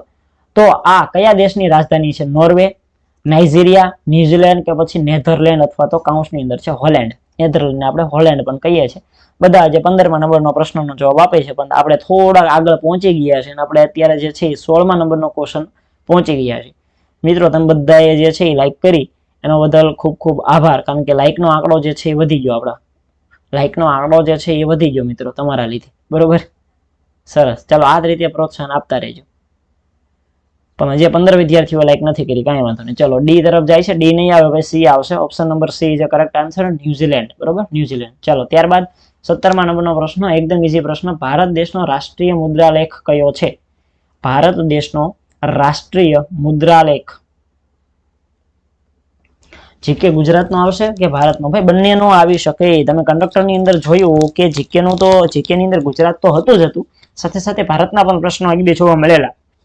બરોબર, ભારતના પણ પ્રશ્નો જોવા મળેલા. એટલે પહેલા જે છે ગુજરાતનું કરી નાખવાનું, જનરલ નોલેજ પહેલા ગુજરાતનું કરી નાખવાનું, અને ત્યારબાદ વિદ્યાર્થી મિત્રો ભારતનું જે છે કરી નાખવાનું. ખાસ કરીને રાજ્યની રાજધાની છે, એરપોર્ટ છે, આ બધા પ્રશ્નો જે છે એ ખાસ કરી નાખવા. ચલો તો રાષ્ટ્રીય મુદ્રાલેખ કયો છે? તો વિદ્યાર્થી મિત્રો સત્યમેવ જયતે. કયો છે? Satyamev Jayate. Sir TET 2 exam notification ક્યારે આવી શકે? ટેટ 2 માં તો એવું છે ને મિત્રો કે હવે જે છે એ ભવિષ્ય થોડુંક અંધકારમય લાગી રહ્યું છે, કારણ કે હમણાં જે 10 વર્ષીય ભરતી કેલેન્ડર શિક્ષણ વિભાગ દ્વારા બહાર પાડવામાં આવ્યું, બરોબર, રાજ્ય પરીક્ષા બોર્ડ દ્વારા. તો એમાં એવું જોવા મળે છે કે આવનારા સમયની અંદર 1 થી 5 ની ભરતી આવશે. જો ભરતી 1 થી 5 ની આવવાની હોય તો પરીક્ષા 1 થી 5 ની આવે, બરોબર. એટલે ટેટ 2 ની પરીક્ષાઓ જે છે એ આવનારા સમયની અંદર મને નથી લાગતું કે આવે, અને આવે તો એ હજી સુધીમાં 6-7 મહિના તો નહીં આવે. 6-7 મહિના સુધી તો નહીં આવે. એટલે તમારે ભાઈ પૂરતો ટાઈમ છે. જે વિષયમાં તમે બીએડ કરેલું હોય એ વિષયની તૈયારી સ્ટાર્ટ કરી દેજો, બરોબર. ચલો ભારતના પ્રથમ રાષ્ટ્રપતિ. ભાઈ એકદમ ઈઝી પ્રશ્ન છે, એકદમ ઈઝી પ્રશ્ન છે, અને આવા જ પ્રશ્નો તમને જોવા મળશે પરીક્ષાની અંદર. ડોક્ટર રાજેન્દ્ર પ્રસાદ. ભારતના સૌ પ્રથમ રાષ્ટ્રપતિ કોણ હતા? ડોક્ટર રાજેન્દ્ર પ્રસાદ. સાહેબ કયા પક્ષના નેતા હતા? તો સ્વાભાવિક રીતે ત્યારે તો વિદ્યાર્થી મિત્રો ભાજપ હતું નહીં, એટલે કોંગ્રેસ પક્ષના નેતા હતા. કયા પક્ષના નેતા હતા? કોંગ્રેસ પક્ષના નેતા હતા. અને જે બંધારણ સભા હતી, બરોબર, આ બંધારણ સભા જે છે, બંધારણ સભાના સભ્ય હતા. તે બંધારણ સભાના સભ્ય તો તમે ઠીક છે, પણ એના પ્રમુખ તમે ગણી શકો. બંધારણ સભા જે છે એના પ્રમુખ હતા. આ ઉપરાંત એ વસ્તુ પણ યાદ રાખજો કે સાથે સાથે તેઓ કૃષિ મંત્રી પણ હતા, બરોબર. ખેતી વિષયક જ્ઞાન પણ તેમને હતું, એટલે કે તેઓ કૃષિ મંત્રી હતા. અને ખાસ બહુ અગત્યનું, આ પણ પરીક્ષાની અંદર પૂછાઈ શકે એવું, કે ભારત રત્ન એમને મળેલો છે. ક્યારે સાહેબ? તો કે 1962 ની અંદર જે છે એ ડોક્ટર રાજેન્દ્ર પ્રસાદ જે છે એને ભારત રત્ન પુરસ્કારથી છે એ એનાયત કરવામાં આવેલા હતા. એટલા માટે આ ડોક્ટર રાજેન્દ્ર પ્રસાદ આપણા માટે ઘણા બધા ઇમ્પોર્ટન્ટ થઈ જાય છે. ચાલો મિત્રો, તો અહીંયા સુધી રાખીએ છીએ. આગળનો ક્વેશ્ચન જોઈ લઈએ. નીચેમાંથી કઈ સંસ્થા કૃષિ ક્ષેત્ર સાથે સંકળાયેલી નથી? ક્લોફેડ, અટીરા કે પછી NDDB, national dairy development bank. Okay, તો અટીરા સંસ્થા સંકળાયેલ છે, આ રીતનું કંઈક જે છે આવતું હશે. ઓકે, ટેક્સટાઇલ ઇન્ડસ્ટ્રી સાથે સંકળાયેલ છે અટીરા સંસ્થા જે છે. એનું પૂરું નામ પણ વિદ્યાર્થી મિત્રો કદાચ પૂછાય તો મેં અહીંયા સ્ક્રીનશોટ પાડીને તમારી સમક્ષ મૂકેલો છે, બરોબર. એના વિશે જે છે અટીરા નામની સંસ્થા વિશે વિકીપીડિયા ઉપરથી થોડી ઘણી માહિતી જે છે અહીંયા તમને મેળવીને આપી છે. અને આ એનું પૂરું નામ છે Ahmedabad textile industries research association, બરોબર છે. તો ટેક્સટાઇલ સાથે સંકળાયેલી સંસ્થા છે અટીરા, બરોબર છે. તો ઓપ્શન નંબર સી. હાલમાં દ્રૌપદી મુર્મુ. હાલની અંદર, હા બિલકુલ સાચી વાત છે કે હાલની અંદર જે છે રાષ્ટ્રપતિ કોણ છે? તો કે દ્રૌપદી મુર્મુ. આગળ વધી જઈએ મિત્રો. નીચેના પૈકી કયા સ્થળે સૂર્યોદય સૌથી વહેલો થશે? જો આ 4 સ્થળમાં તમારે જવાબ આપવાનો છો. એવું નથી કીધું કે તમને ક્યાં આખા ભારતમાં ક્યાં થશે કે પછી ગુજરાતમાં સૂર્યોદય ક્યાં થશે, એવું નથી પૂછ્યું. આ જે 4 સ્થળો છે, આ 4 સ્થળોમાંથી સૂર્યોદય પહેલા ક્યાં થશે એ રીતનો ક્વેશ્ચન તમને પૂછેલો છે. એટલે થોડોક વિચારીને જવાબ આપો. હું રાજકોટ તો આપણે ગુજરાતમાં આવ્યું, સુરત ગુજરાતમાં આવ્યું, રતલામ અને પછી છે સોલાપુર. યાદ રાખજો મિત્રો, સોલાપુર જે છે, આ સોલાપુર છે તે મહારાષ્ટ્રની અંદર આવેલું છે. ક્યાં આવેલું છે? મહારાષ્ટ્રની અંદર આવેલું છે, પશ્ચિમ ભાગની અંદર. સોરી, આખા ભારત દેશની અંદર પશ્ચિમ ભારતની અંદર, પણ મહારાષ્ટ્રના પૂર્વ ભાગની અંદર સોલાપુર આવેલું છે. એટલા માટે જે છે આપણે Solapur is a correct answer. થોડોક ટ્રિકી પ્રશ્ન કહી શકાય. આવો પ્રશ્ન જે છે એ ન આવડે તો ઈ ઓપ્શનને ટીક કરી દેવો. પણ ઘણા બધા વિદ્યાર્થીઓ જે છે એ સાચો જવાબ આપી રહ્યા છે, ડી તરફ જઈ રહ્યા છે. આગળ વધી જાય. આગળ વધીએ એની પહેલા વિદ્યાર્થી મિત્રો ફરીને કહું છું, છેલ્લી તક છે. આજે ઓફરનો છેલ્લો દિવસ છે. રાત્રે 12 વાગ્યા સુધીમાં તમે આ કોર્સ પરચેજ કરો છો, હેલ્પર માટેનો કોર્સ, તો તમને આનો ભાવ છે 849 રૂપિયા જે છે પડશે. ખાસ યાદ રાખજો, મહાવીર કોડ તમારે ઉપયોગ કરવાનો છે, બરોબર. અત્યારે વિદ્યાર્થી મિત્રો ઓફર ચાલી રહી છે હનુમાન જયંતિની.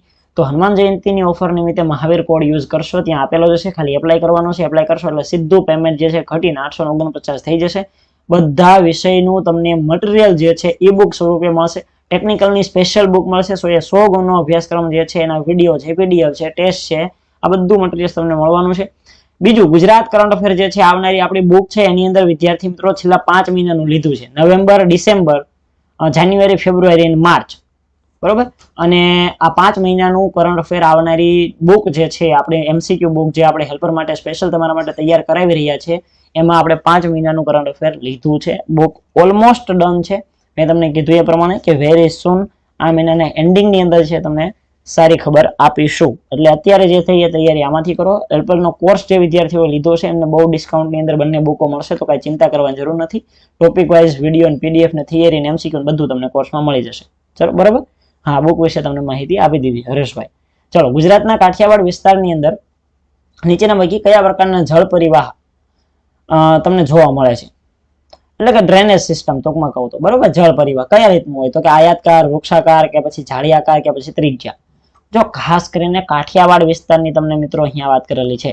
ગુજરાતની અંદર જે કાઠિયાવાડ વિસ્તાર છે ત્યાંની તમને અહીંયા વાત કરેલી છે કે કાઠિયાવાડ વિસ્તારની અંદર છે ક્યાં જોવા મળશે.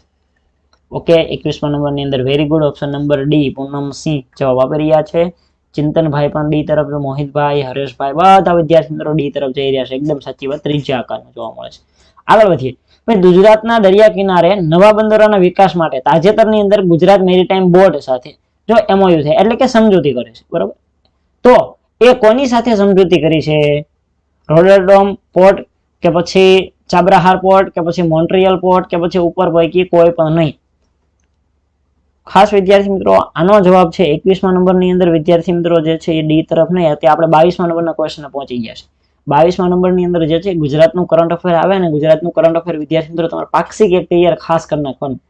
એક પાક્ષિક તૈયાર કરી નાખવાનું છે અને બીજા જનરલ એવા અમુક ટોપિક કે જે જનરલી આખા ભારત દેશની અંદર કંઈક લાગુ પડ્યું હોય એવા ટોપિક હોય તો એ ખાલી જોઈ લેવાના, ઉપર ચાલે, એમાં ડીપમાં નહીં જવાનું. ઓકે, તો અહીંયા option number A is a correct answer. Very good, very good. બધા વિદ્યાર્થીઓનો જવાબ A આવી રહ્યો છે. આગળ વધીએ.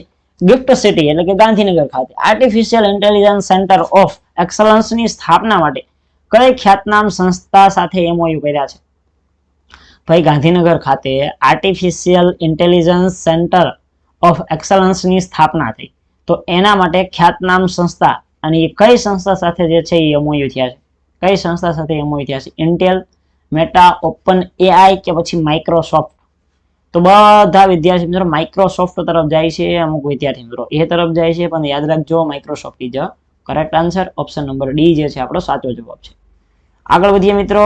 24મા નંબરનો પ્રશ્ન છે કે વડાપ્રધાન શ્રી નરેન્દ્રભાઈ મોદીએ ભારતને કયા વર્ષ સુધીમાં ટીબી મુક્ત બનાવવાનો નિર્ધાર વ્યક્ત કર્યો છે? જો આવા બધા પ્રશ્નો જે છે એ પૂછાય, આવા ક્વેશ્ચન છે મિત્રો પૂછાય કે વડાપ્રધાન શ્રી નરેન્દ્ર મોદીએ ભારતને કયા વર્ષ સુધીની અંદર ટીબી મુક્ત બનાવવાનો નિર્ધાર વ્યક્ત કર્યો છે? 2025, 2026, 2027 કે પછી 2028? 24મા નંબરની અંદર જવાબ મોહિતભાઈ કહે છે કે ઓપ્શન નંબર A એકદમ મિત્રો સાચી વાત છે. 2025 ઇઝ અ કરેક્ટ આન્સર. ત્યારબાદ 25મા નંબરનો પ્રશ્ન છે, થોડોક લાંબો પ્રશ્ન છે. શું કહે છે કે નીચેનામાંથી કયા મહાનુભાવોને તાજેતરની અંદર ગુજરાત સાંસ્કૃતિક યોદ્ધા પુરસ્કારથી છે એ સન્માનિત કરવામાં આવ્યા છે? તમને અહીંયા કેટલાક નામ આપેલા છે. સૌથી પહેલું નામ જોવા જઈએ તો છે સાવરપ્રસાદ રામપ્રસાદ બુધિયા. ઓપ્શન બીજું નામ છે મિત્રો સુધા કાકડિયા નાકરાણી. ત્રીજું નામ છે નંદકિશોર શર્મા અને ચોથું નામ છે ગીતાબેન શ્રોફ. તો ઓપ્શન નંબર A માત્ર 1 અને 2, option number B 1, 2, 3, option number C 2, 3 અને 4 કે પછી ઓપ્શન નંબર D આપેલા તમામ. તો અહીંયા શું જવાબ આપશે બધા વિદ્યાર્થી મિત્રો જે છે 25મા નંબરની અંદર અમુક લોકો A તરફ ને અમુક લોકો C તરફ ને અમુક લોકો D તરફ ને બધાના જવાબ અલગ અલગ આવી રહ્યા છે. યાદ રાખજો મિત્રો આપેલ તમામ જે કરેક્ટ આન્સર D વાળા સાચા. Ajaybhai you are right. બરાબર. ચાલો આગળ વધી જઈએ. બીજો એવો પ્રશ્ન છે કે રાષ્ટ્રીય પંચાયત એવોર્ડ માટે નીચેનામાંથી કયા વિષય ક્ષેત્રના આધારે પંચાયતોનું છે મૂલ્યાંકન કરવામાં આવે છે?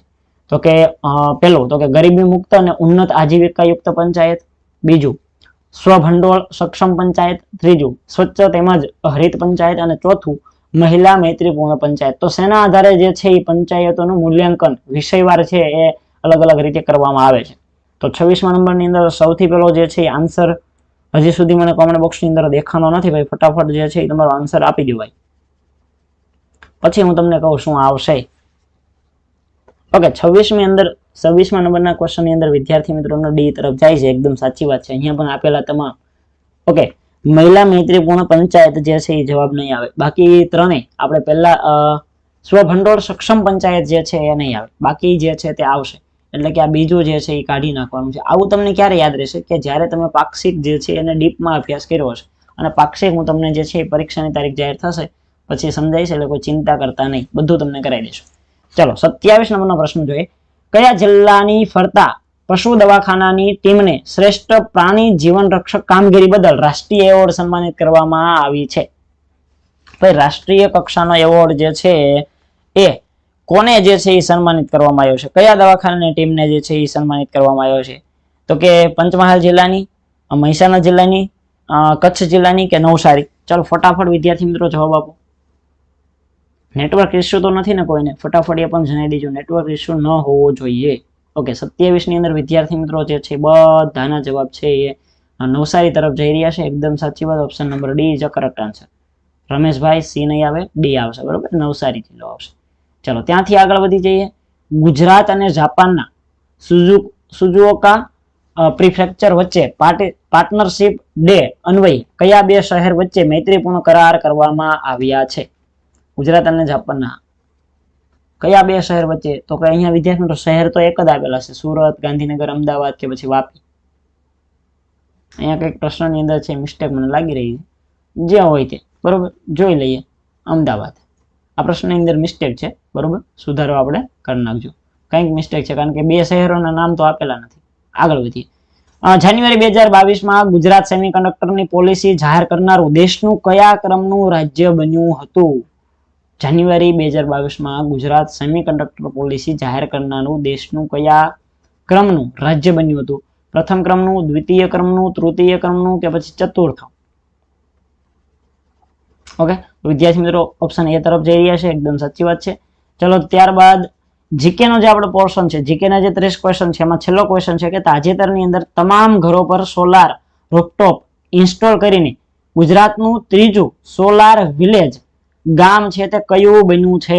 આખા ગુજરાતનું ત્રીજું એવું ગામ કે જેને સંપૂર્ણ રીતે તમામ ઘરની અંદર છે સોલાર રૂફટોપ ઇન્સ્ટોલ કરી દીધું, એટલે બધા ઘરે જે છે સોલાર નાખી દીધું હોય, ગુજરાતનું ત્રીજું ગામ છે કયું બન્યું છે અને કયા જિલ્લાની અંદર છે તે આવેલું છે? એ રીતનો કઈ પ્રશ્ન છે એ તમને વિદ્યાર્થી મિત્રો પૂછેલો છે. ઓકે ઓકે ઓકે ભાઈ ખેડા તરફ જઈ રહ્યા છે અમુક વિદ્યાર્થીઓ, અમુક વિદ્યાર્થી મિત્રો જે છે વૈકુંઠપુરા ગામ તરફ જઈ રહ્યા છે. તો યાદ રાખજો ખેડા તો સાચું જ છે તમારું, ખેડા જિલ્લો એકદમ સાચો છે, પણ સુકી ગામ આવશે. કયું ગામ આવશે? સુકી ગામ આવશે. ચલો ત્યારબાદ વિદ્યાર્થી મિત્રો આગળ વધી જઈએ. ભાઈ અલંકાર ઓળખાવો. પાટણપુરી હાલ તું જ હાલ જ આવા. જો આમાં ઘણા બધા વિદ્યાર્થી મિત્રોને કન્ફ્યુઝન થાય. જો હું તમને આમાં જે છે એ અલગ અલગ ઓપ્શન આપું અને પછી વિદ્યાર્થી મિત્રો કન્ફ્યુઝનમાં નાખું તો તમને જે છે એ કન્ફ્યુઝન થાય. પણ અહીંયા પેલા મને જવાબ આપી દો. જો અહીંયા તમે જુઓ એક હાલ શબ્દ અહીંયા દેખાય છે અને ફરીથી અહીંયા હાલ શબ્દ દેખાય છે. મતલબ કે શબ્દ જે છે, શબ્દ કેટલી વાર આવેલો છે? તો 2 વાર આવેલો છે. કેટલી વાર શબ્દ આવેલો છે? 2 વાર શબ્દ આવેલો છે. યાદ રાખજો. જો 2 વાર શબ્દ આપ્યો હોય, જોડણી કેવી છે? આ બંનેની જોડણી જુઓ તો આમાં જોડણી હાલ પણ એ જ રીતે લખેલું છે, અહીંયા હાલ પણ એ જ રીતે છે. એટલે જોડણી કેવી છે? સમાન છે. શબ્દ 2 વાર છે, જોડણી કેવી છે? સમાન છે. અને જે છે એનો અર્થ પણ વિદ્યાર્થી મિત્રો એક જ થાય છે. પાલનપુરી હાલ તું જ હાલ જ આવા. ઓકે તો બધા ડી તરફ જાય છે, યમક અલંકાર તરફ જાય છે. એકદમ સાચી વાત. જો આની અંદર વિદ્યાર્થી મિત્રો કન્ફ્યુઝનમાં મુકાશે. જોડણી સમાન છે. જો અહીંયા અર્થ 2 થશે. અર્થ કેટલા થશે? તો કે અર્થ જે છે 2 થશે. અર્થ 2 થશે. યમક અલંકારનો નિયમ છે કે એક શબ્દ જે છે, એક શબ્દ છે એનું 2 વાર અથવા તો એનાથી વધારે વાર રિપીટ થયેલું હોય, જોડણી જે છે બંને શબ્દોની સમાન હોય અને એનો અર્થ 2 થતો હોય. જેમ કે એક બીજું ઉદાહરણ મને તરત યાદ આવ્યું એટલે કહી દઉં કે જવાની તો જવાની. ખાલી આટલું છે. જો આ જવાની એટલે કહ્યું તો કે યુવાનીની હું તમને વાત કરું છું. આ જવાની એટલે કહ્યું તો કે યુવાની, અને આ જવાની એટલે કહ્યું તો કે પસાર થવાની, એટલે જતી રહેવાની, ટૂંકમાં પસાર થવાની. તો અહીંયા શું થયું? જવાની શબ્દ, અહીંયા પણ જવાની શબ્દ, બંનેનો અર્થ કેવો? બંનેનો અર્થ અલગ અલગ, પણ તમે જોડણી જુઓ, જોડણી સમાન છે. અહીંયા તમને એક બીજું ઉદાહરણ હું તમને આપું વિદ્યાર્થી મિત્રો કે પાણીમાં પાણી છે, આવું તમને ઉદાહરણ આપું. પાણીમાં પાણી છે, આ ઉદાહરણ છે નું છે મને કયો? પાણીમાં પાણી છે. આ કયો અલંકાર થશે? આ પાણીમાં પાણી જે છે આ તમને ઉદાહરણ આપ્યું, આમાં કયો અલંકાર થશે? તમે અહીંયા શબ્દો જુઓ, પાણી અને પાણી શબ્દ કેટલી વાર છે? 2 વાર છે. બંને વાર પાણી શબ્દનો ઉલ્લેખ છે. પણ જો જોડણી અલગ અલગ છે, જોડણી અલગ અલગ હોય અને જે છે આ પાણીમાં પાણી જે છે એ પણ અર્થ પણ અલગ અલગ છે, પણ ખાલી જોડણી ફરી જાય છે, જોડણી ફરી જાય તો કયો અલંકાર થશે? આ ચારેય નથી હો, આ ચાર જે એબીસીડી આપ્યા છે એમાંનો એક પણ નથી. તમારી એકની કોમેન્ટ પણ દેખાતી નથી મને. આ પાણીમાં પાણી જે છે એ કયો અલંકાર છે? મતલબ કે ગુજરાતી વ્યાકરણ જે છે તમે વ્યવસ્થિત તૈયાર કરેલું નથી. યાદ રાખજો, આ કયો અલંકાર છે? શ્લેષ અલંકાર છે મિત્રો. આમાં તમને કન્ફ્યુઝનમાં નાખી દેશે. કયો અલંકાર છે? શ્લેષ અલંકાર છે. જોડણી જે છે યાદ રાખજો, જોડણી અલગ હોય તો કયો અલંકાર આવશે? શ્લેષ અલંકાર. જોડણી સમાન હોય તો કયો અલંકાર આવશે? તો કે યમક અલંકાર. અને હજી એક તમને સાથે સાથે યાદ કરાવી દઉં કે જો બે શબ્દો હોય, વજન કરે તે હારે મનવા, ભજન કરે તે જીતે, એટલે વજન ને ભજન આવા શબ્દો હોય ને તો એને કહેવાય શબ્દાનુપ્રાસ. પ્રાસ બેઠો છે ને એટલા માટે, બરોબર? તો આવા બધા અલંકારો તમને કન્ફ્યુઝનમાં નાખી શકે એવા હતા. ખાસ કરીને યમક અને શ્લેષ આમાં ખાસ તમારે જોવાનું રહે, બરોબર? અન્યોક્તિ નહીં આવે.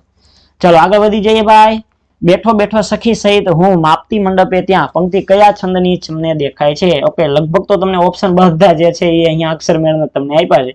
તો 1 2 3 4 5 6 7 8 9 10 11 12 13 14 15 16 અને 17. ઓકે, ટૂંકમાં 17 અક્ષરની પંક્તિ છે. કેટલા અક્ષરની પંક્તિ છે? 17 અક્ષરની પંક્તિ છે. 17 અક્ષરની પંક્તિ હોય એટલે 17 અક્ષર વાળા છંદ કેટલા? તો કે સાહેબ 4 છંદ છે. કયા કયા? તો કે પેલું મંદાક્રાંતા. પેલું કયું છે? મંદાક્રાંતા. બીજું વિદ્યાર્થી મિત્રો છંદ હોય તો પૃથ્વી. બીજો છંદ હોય તો પૃથ્વી. ત્રીજો છંદ હોય તો હરિણી. ત્રીજો છંદ હોય તો હરિણી. અને ચોથો છંદ હોય તો શિખરણી. બરોબર? ચોથો છંદ હોય તો કયો? શિખરણી. અમે તમને જે છે હરિગીત છે એ આમાં નથી આવતું. તો આ 4 છંદ છે એ કેટલી માત્રાના કેટલા અક્ષરોના છે? 17 અક્ષરના છંદ છે. તમને અહીંયા પૂછવું છે કઈ પંક્તિ આ છંદમાં કયા આવશે? તો પહેલા જ ઉપર જોઈએ તો કે મંદાક્રાંતા. મંદાક્રાંતા જે છે એનું બંધારણ તમને જે છે ખ્યાલ હોવો જોઈએ. કયું છે મંદાક્રાંતાનું બંધારણ? તો કે મભન હતો તો ગાગા. તો એમાં જ સેટ થઈ જાય છે, એમાં જ સેટ તમને થઈ જાય છે. કૌશિકભાઈ તમે આ વખતે સાચા છો. પૂનમસિંહ થોડીક મિસ્ટેક આપણે કરી છે, હરિગીત નહીં આવે. 17 અક્ષરમાં હરિગીત શક્ય જ નથી. મેં તમને વાત કરી કે 17 અક્ષર વાળા માત્ર 4 છંદ છે, મંદાક્રાંતા, પૃથ્વી, હરિણી અને શિખરની. તો અહીંયા option number A is a correct answer. મભન હતો તો ગાગા વાળો આન્સર. તો પૃથ્વીનું બંધારણ તમને ખ્યાલ હોવું જોઈએ. જસ ય લગા. ત્યારબાદ વિદ્યાર્થી મિત્રો હરિણી જે છે ન સમરસ લગા કે એવું કંઈક હરિણીનું છે. અને ત્યારબાદ વાત કરું તો શિખરણી. શિખરણીનો યમન સભ લગા. આ રીતના કંઈક બધાના બંધારણો છે, યાદ રાખી લેવાના, જેથી કરીને આપણને પેલા 3 અક્ષરો જોઈ લઈએ તો પણ ખ્યાલ આવી જાય. ઓકે, સંધિ જે છે એ છોડવાની છે. અહીંયા વિદ્યાર્થી મિત્રો સીધો અને સિમ્પલ મિનિંગ અ પ્લસ અ બરાબર આ થાય છે. તમે જુઓ પાવ, શું અલગ પડ્યું? તો કે અ. અહીંયા તમે જુઓ અ ન, તો શું અલગ પડ્યું? અ. તો અ પ્લસ અ બરાબર આ થાય. આ સંધિનો નિયમ છે, તો પાવન થઈ જશે. બરાબર? શું થઈ જશે? પાવન. Option number A is a correct answer. આગળ વધીએ. નીચેના પૈકી કયો શબ્દ ઈચ્છાનો પર્યાયવાચી નથી? ઓકે, ઈચ્છાનો પર્યાયવાચી છે એમ નથી, નથી એમ પૂછ્યું છે. નથી તો કે ઈચ્છા, તો કે સ્પૃહા, કામના, ઝંખના. તો આ બધા પર્યાયવાચી શબ્દ છે. જ્યારે તમે પ્રમોદ જોવો, પ્રમોદ જે છે આખો અલગ જ શબ્દ છે. પ્રમોદ જે છે એ અલગ પડતો શબ્દ છે. તો 34મા નંબરની અંદર option number D is a correct answer. 33મા નંબરની અંદર બધા સાચા છે, એ વાળા બધા સાચા છે, બરોબર? 34મા નંબરની અંદર ઓપ્શન નંબર ડી. ત્યારબાદ 35, નીચેનામાંથી કયું વાક્ય સાદું વાક્ય છે તે જણાવો. ઓકે, સાદું વાક્ય. હિન્દુસ્તાન દેશ જેટલો દેવ માતૃક છે તેટલો જ નદી માતૃક પણ છે. ઓકે, આ સાદું વાક્ય નથી. હું બાળક માઇકલ સાથે વાતે વળી ગયો. ઓકે, ઓપ્શન નંબર બી જે છે અહીંયા વિદ્યાર્થી મિત્રો આવી શકે. ઓપ્શન નંબર બી જે છે એ કરેક્ટ આન્સર મને લાગી રહ્યો છે. હું બાળક માઇકલ સાથે વાતે વળી ગયો. એકદમ સિમ્પલ અને સાદું વાક્ય છે. તમને એ જ પૂછવું છે કે સાદું વાક્ય જણાવો. તો option number B is a correct answer. Option number B is a correct answer. આગળ વધીએ. ફરીથી કહી દઉં, હેલ્પર કોર્સની અંદર જે છે હવે ગીનાગાંઠા જે છે 10 વાગી ગયા છે, 11 ને 12 2 કલાક વધી છે. જે લોકોને કોર્સ લેવાની બાકી છે તે લઈ લેજો ડિસ્કાઉન્ટ સાથે. આ જે છે ઓફરનો છેલ્લો દિવસ છે અને 12 વાગ્યા સુધી તમને લાભ મળવાનો છે. વધારે ચર્ચા ન કરતા આગળ વધી જઈએ. Find incorrect pair of voice. Okay, voice જે છે એક્ટિવ વોઇસ, પેસિવ વોઇસ, એની અંદર જે છે એ તમારે ઇનકરેક્ટ એટલે કે ખોટું જે છે આમાંથી ABCD માંથી જે ખોટું છે એ સિલેક્ટ કરવાનું છે. મિત્રો થોડાક તમે પ્રશ્નોના આન્સર આપવાની અંદર સ્પીડ વધારે દેજો, કારણ કે 10 મિનિટ છે ને આપણી પાસે 15 પ્રશ્નો છે, તો થોડુંક સ્પીડમાં કામ લેવું પડશે. C is writing an essay an essay is writing by her. જો અહીંયા ડેશ કરવાનું ભૂલાઈ ગયું છે તો અહીંયા ડેશ કરી નાખજો, બરાબર? ટાઈપિંગ એરર છે. આગળ વધીએ. અંટિલ ખાલી જગ્યા orders you act a principal of the school. તો ફાધર, ફર્ધર, ફેરર કે પછી ફેર શું આવશે? ઓકે ઓકે 36મા નંબરમાં સી એકદમ સાચી વાત. 37માં શું જવાબ આવશે? ચાલો ફટાફટ કોમેન્ટ કરજો. આના પછી ઇંગ્લિશ પૂરું થાય પછી આપણે જે છે 10 ક્વેશ્ચન કોમ્પ્યુટરના સોલ્યુશન કરશું, બરોબર. અને તમારા જે ટ્રેડના ક્વેશ્ચન છે, આ વિડીયો જે છે આ વિડીયો ભેગો થઈને, બરોબર, અત્યારે જે હું લેક્ચર લઈ રહ્યો છું એ અને બીજો બંને વિડીયો જોઈન થઈને તમને સળંગ એક મેગા લેક્ચર મળી જશે. સળંગ એક આખો મેગા લેક્ચર 1 કલાક અને લગભગ 48 મિનિટ આસપાસનો લેક્ચર તમને જે છે એ આપણે રેકોર્ડેડ ફોર્મ આ મેં લીધો એ લેક્ચર અને જે આપણો સ્પેશિયલ ટેકનિકલ 50 પ્રશ્નો છે એ આ રીતે ટોટલ 100 પ્રશ્નો જે છે 100 પ્રશ્નોનો લેક્ચર જે છે તમને લગભગ સવાર સુધીમાં અથવા તો રાત્રે સુધીમાં મળી જશે. અપલોડ થાય એટલે તમને દેખાશે એપ્લિકેશન અહીંયા યુટ્યુબ ચેનલની અંદર. ચલો તો અહીંયા વિદ્યાર્થી મિત્રો બી તરફ જઈ રહ્યા છે. આગળ વધીએ ભાઈ. 38મા નંબરનો પ્રશ્ન ઇનડાયરેક્ટ સ્પીચ જે છે એની અંદર કન્વર્ટ કરવાનું છે. વાક્ય આપેલું છે કે the teacher said that the sunrise in the east.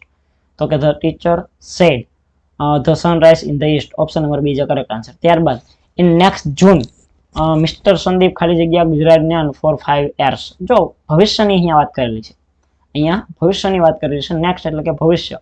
તો ભવિષ્યની અંદર જે છે એ વિલ હેવ બીન રનિંગ જે છે એ આપણો આન્સર થશે. છેલ્લો પ્રશ્ન ઇંગ્લિશનો. Which of the following words can be used to replace aid. એડનો રિપ્લેસિંગ વર્ડ તમારે જે છે કહેવાનો છે. આસિસ્ટન્ટ, કોઓપરેશન, સસ્પેન્શન કે ઇન્ટરવ્યુ. શું જવાબ આવશે મિત્રો? હજી થોડાક જે છે તમે પાછળ રહી ગયા છો. વેલ્ડર. ઓકે, વેલ્ડર છે નો આન્સર આપી રહ્યો છો. વેલ્ડર તો ટ્રેડ છે. ચાલો અહીંયા આસિસ્ટન્ટ ઇઝ કરેક્ટ આન્સર. ત્યારબાદ થોડુંક સ્પીડમાં જવાબ આપજો. સીડી રોમ સ્ટાન્ડર્ડ 4 એટલે કે સીડી રોમ નું તમારે પૂરું નામ તમારે જે છે આન્સર દેવાનું. મિત્રો કમ્પ્યુટરના પૂરા નામ કરી નાખજો. કમ્પ્યુટરના જે ફૂલ ફોર્મ છે આ પૂરા નામ છે ખાસ કરી નાખજો. 8 તમારા પ્રશ્ન જે છે એ ટોટલ કમ્પ્યુટર કેટલા માર્કનું પૂછવાનું છે? 10 ગુણનું તમને પૂછવાનું છે.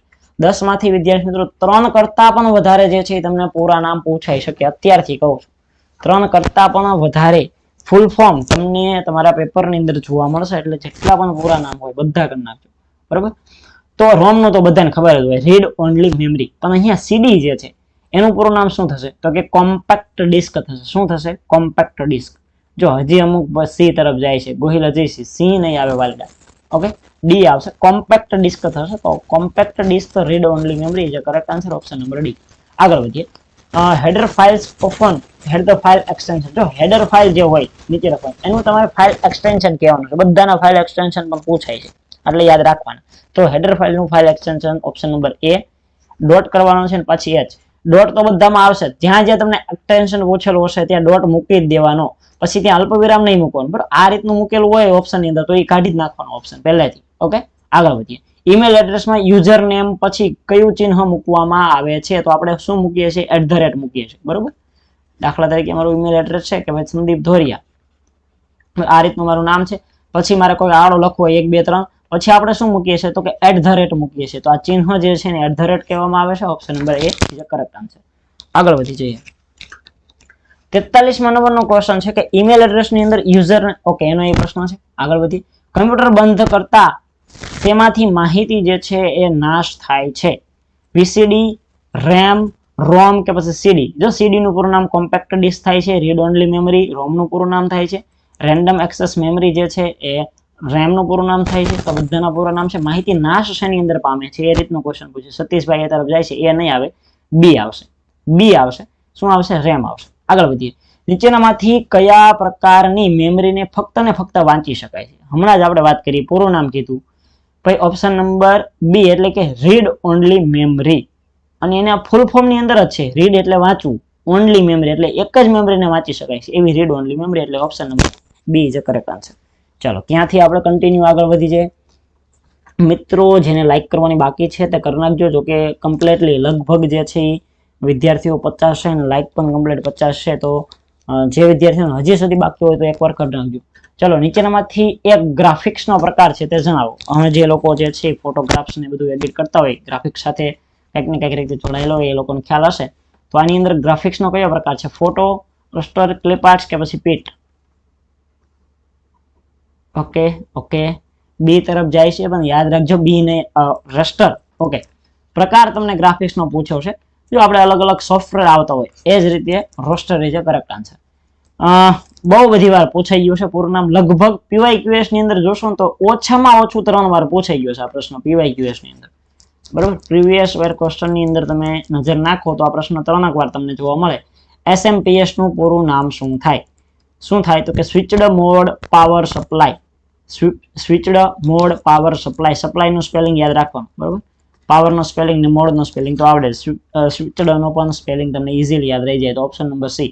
ત્યારબાદ કોઈ પણ ફાઇલ કે પછી ફોલ્ડર નું નામ બદલવું છે તો એ ફાઇલ ઉપર તમારે પેલા તો રાઈટ ક્લિક કરવાની છે અને રાઈટ ક્લિક કરી અને પછી કયા ઓપ્શન ઉપર ક્લિક કરવાનું છે, કયા વિકલ્પ ઉપર જવાનું છે તો ભાઈ તમારે કરવાનું છે શું? નામ બદલવું છે. નામ બદલવું ને ઇંગ્લિશમાં શું કહેવાય તો કે રિનેમ કહેવાય. શું કહીશું મિત્રો? રિનેમ કરવું, નામ બદલવું. તો option number C is correct answer. ત્યારબાદ 49 નંબરનો પ્રશ્ન જોઈએ કે MS વર્ડ ની અંદર પેજને ઊભું દર્શાવવા માટે જે છે કયા વિકલ્પનો ઉપયોગ કરવામાં આવે છે? જો પેજ છે ને બંને ફોર્મેટની અંદર હોય, પેજ છે એ બંને ફોર્મેટની અંદર હોય. આડા ફોર્મેટની અંદર હોય, અત્યારે હું તમને જે સમજાવી રહ્યો છું એ તમને આડા ફોર્મેટની અંદર સમજાવી રહ્યો છું. જ્યારે વિદ્યાર્થી મિત્રો ઊભા ફોર્મેટની અંદર આ જે બધી બુકો તમે રીડિંગ કરો છો આ બધી ઊભા ફોર્મેટની અંદર હોય, બરોબર છે? તો આડા ફોર્મેટની અંદર અને ઊભા ફોર્મેટની અંદર જે છે એનું પર્ટિક્યુલર કમ્પ્યુટર લેંગ્વેજની અંદર છે નામ આપેલા છે. કમ્પ્યુટર લેંગ્વેજની અંદર નામ આપેલા છે. તમને સૌથી પહેલા કીધું છે ઊભું ફોર્મેટ. ઊભું ફોર્મેટને કહેવાય પોર્ટ્રેટ ફોર્મેટ. કેવું કહેવાય? Portrait format. અહીંયા ઓપ્શન નંબર બી આવશે. અને આડું જે ફોર્મેટ છે બધું થંબનેલ ને બધું તમે જોઈ રહ્યા છો અત્યારે, પીપીટી જોઈ રહ્યા છો, બધું લેન્ડસ્કેપ ની અંદર આવશે, એટલે આડા ફોર્મેટની અંદર આવશે. તો બંને જે છે એ આ રીતના કંઈક આવશે. ત્યારબાદ છેલ્લો પ્રશ્ન આપણે જોઈ લઈએ કે MS વર્ડ ની અંદર જે કાંઈ લખાણ જે છે અને લખાણના જે અક્ષરો છે એટલે કે ફોન્ટ જે છે, આ ફોન્ટની સાઈઝ જે છે તમારે વધારવી હોય તો પછી કયા વિકલ્પ, કયા ઓપ્શન ઉપર તમે ક્લિક કરશો? ફોન્ટની સાઈઝ વધારવી હોય, જો આ MS વર્ડમાં લાગુ પડશે ને MS ઓફિસમાં લાગુ પડશે અને MS પાવરપોઈન્ટમાં લાગુ પડશે. આની આ સિસ્ટમ બધામાં લાગુ પડશે શોર્ટકટ. બરોબર, સૌથી પહેલા તો કઈ કીનો તમારે પ્રેસ કરવાનો છે તો કે કંટ્રોલ કી. અને કંટ્રોલ કી સાથે યાદ રાખજો મિત્રો, બધા વિદ્યાર્થી મિત્રો યાદ રાખજો, કંટ્રોલ કી સાથે તમારે શિફ્ટ પ્રેસ કરવાની છે અને પછી જે છે ગ્રેટર ધેન વાળો ઓપ્શન જે છે એની ઉપર પ્રેસ કરશો એટલે ફોન્ટની સાઈઝ જે છે એ વધશે, ફોન્ટની સાઈઝ જે છે એ મોટી કરશે. બરોબર છે? તો 100 જેટલા પ્રશ્નો વિદ્યાર્થી મિત્રો આપણે જોઈ લીધા છે. આજનો સેશન અહીંયા સુધી રાખીએ છીએ. આની પાછળ જે છે બીજો સેશન જોઈન કરી દઈશ. અને એની પહેલા ખાસ વિદ્યાર્થીઓને જણાવીશ કે જે વિદ્યાર્થી મિત્રોએ હજી સુધી હેલ્પરનો કોર્સ નથી લીધો એ લોકો લઈ લેજો. રાત્રે 10 વાગ્યા સુધી રાત્રે 12 વાગ્યા સુધી જે છે એ સ્પેશિયલ આની ઓફર છે. તો તમે એનો લાભ લેજો ને તમારા જે કાંઈ પ્રશ્નો હોય, બરોબર, છેલ્લી 2 મિનિટની અંદર તમારા જે કાંઈ પ્રશ્નો હોય હેલ્પરની તૈયારી રિલેટેડ, કે ક્યાંય અટવાતું હોય, કે કોઈ વસ્તુની જરૂર હોય, કે પછી માર્ગદર્શનની ક્યાંય જરૂર હોય, કે બીજા કોઈ પણ પ્રશ્ન હોય, બરોબર, તો ફટાફટ કોમેન્ટ કરી દેજો. કૌશિકભાઈ કહે છે કે 50 માંથી 50 વેલ ડન. જો આપણે એકવાર એવા સરપ્રાઈઝ વિડીયો પણ લાવશું અથવા તો સરપ્રાઈઝ MCQ લાવશું. આ બધા MCQ નો ટેસ્ટ તો તમે આપણા મોક ટેસ્ટ ની અંદર જે છે કોર્સની અંદર આપીએ છીએ એટલે તમને 50 માંથી 50 આવ્યા, બહુ સારું કહેવાય. બરોબર, પણ જે વિદ્યાર્થીઓ ક્યારેક આપણે એવું પણ રાખીશું કે આપણે આખા સરપ્રાઈઝ પ્રશ્નો લાવશું કે જે તમારા ટેસ્ટની અંદર પણ નહીં હોય, તમારા કોર્સની અંદર પણ નહીં હોય, જે આપણે પ્રશ્નો જે છે અલગ જ જે છે આપણે બનાવીને લાવશું. બરોબર, તો એ રીતે પણ તમે ક્યારેક તૈયાર રહેજો. બરોબર, ગમે ત્યારે આવા પ્રશ્નો જે છે આવી શકે. સર એક્ઝામ ક્યાં સુધીની અંદર આવશે? જો સીધો ને સિમ્પલ, જ્યારથી હું નિગમને ઓળખું છું ત્યાં સુધી એટલી વાત કરીશ કે નિગમ પાસે અત્યારે જે છે એ કંડક્ટર, ત્યારબાદ ડ્રાઈવર, ત્યારબાદ હેલ્પર, આ 3 ભરતી છે. હવે કંડક્ટરનું નિગમનો એક સ્પેશિયલ નિયમ છે કે જ્યારે એ કંડક્ટરનું કામ કરતી હોય ને ત્યારે ડ્રાઈવરનું નથી કરતી, અને ડ્રાઈવરનું કરતી હોય ત્યારે હેલ્પરનું નથી કરતી. ટૂંકમાં કોઈ પણ એક કામકાજ ચાલે છે. તો કંડક્ટરનું ઓલમોસ્ટ પૂરું થઈ ગયું છે. DV કમ્પ્લીટ થઈ ગયું છે, વિદ્યાર્થીઓનું ડોક્યુમેન્ટ વેરિફિકેશન થઈ ગયું છે. ડ્રાઈવરની જે છે ટેસ્ટ બાકી છે, ટેસ્ટ લેવાની બાકી છે. તો એનો મિનિંગ એ કે ડ્રાઈવરની ટેસ્ટ જેવી લેવાઈ જાય એટલે પછી તમારે તરત જ તૈયારીમાં રહેવાનું છે. ડ્રાઈવરની ટેસ્ટ લેવાઈ જાય એટલે હેલ્પરનું જે છે કામકાજ શરૂ થશે અને પછી તમારી પરીક્ષાની તારીખ આવશે. બરોબર, એટલે આપણી પાસે વિદ્યાર્થી મિત્રો 2 મહિના જેવો સમય છે. તો મને એવું લાગી રહ્યું છે કે 2-3 મહિના જે કાંઈ આપણને મળ્યા છે એ મહિનાની અંદર મેક્સિમમ જે છે પ્રિપેરેશન કરી અને તૈયારી જે છે આપી દેવી જોઈએ. બરોબર છે? ના, મેરિટ નવું નહીં આવે, ફાઇનલ મેરિટ આવશે. જો અત્યારે જે છે ને પ્રોવિઝનલ મેરિટ કહેવાય. બરોબર, કામ ચલાવ કહેવાય, કામ ચલાવ, પ્રોવિઝનલ આને કહેવાય પ્રોવિઝનલ. હવે જે આવશે એ ફાઇનલ આવશે. આ ફાઇનલ મેરિટની અંદર લાંબો ફેરફાર નહીં થાય. અમુક વિદ્યાર્થીઓના નામ આની અંદર જે છે એ સુધારો થાય. સુધારો એટલે અમુક વિદ્યાર્થીઓના નામ છે એ ચડે તો પોઈન્ટની અંદર જે છે એ મેરિટ લિસ્ટ અત્યારે બહાર પડ્યું પ્રોવિઝનલ, એમાં પોઈન્ટની અંદર ફેરફાર થાય. બરોબર. એટલે જે વિદ્યાર્થીઓને હું એમ કહું છું કે કામ ચલાવવામાં નામ આવી જ ગયું છે, પોઈન્ટે રહી ગયા હોય એને કદાચ ગભરાવાની જરૂર છે. બાકી જે લોકોનું નામ આવી જ ગયું છે એ લોકોનું પ્રિપેરેશન સ્ટાર્ટ જ કરી દેવાની. એવું તમારે સમજવાનું કે મારું ફાઇનલમાં નામ આવી જશે, મને પરીક્ષા દેવા મળશે. બરોબર છે, તો એ તૈયારીમાં રહેજો. આજનો વિડીયો મિત્રો અહીંયા સુધી રાખીએ છીએ. ઘણી બધી ચર્ચાઓ કરી. આ રીતે જે છે એ સમયાંતરે મળતા રહેશું.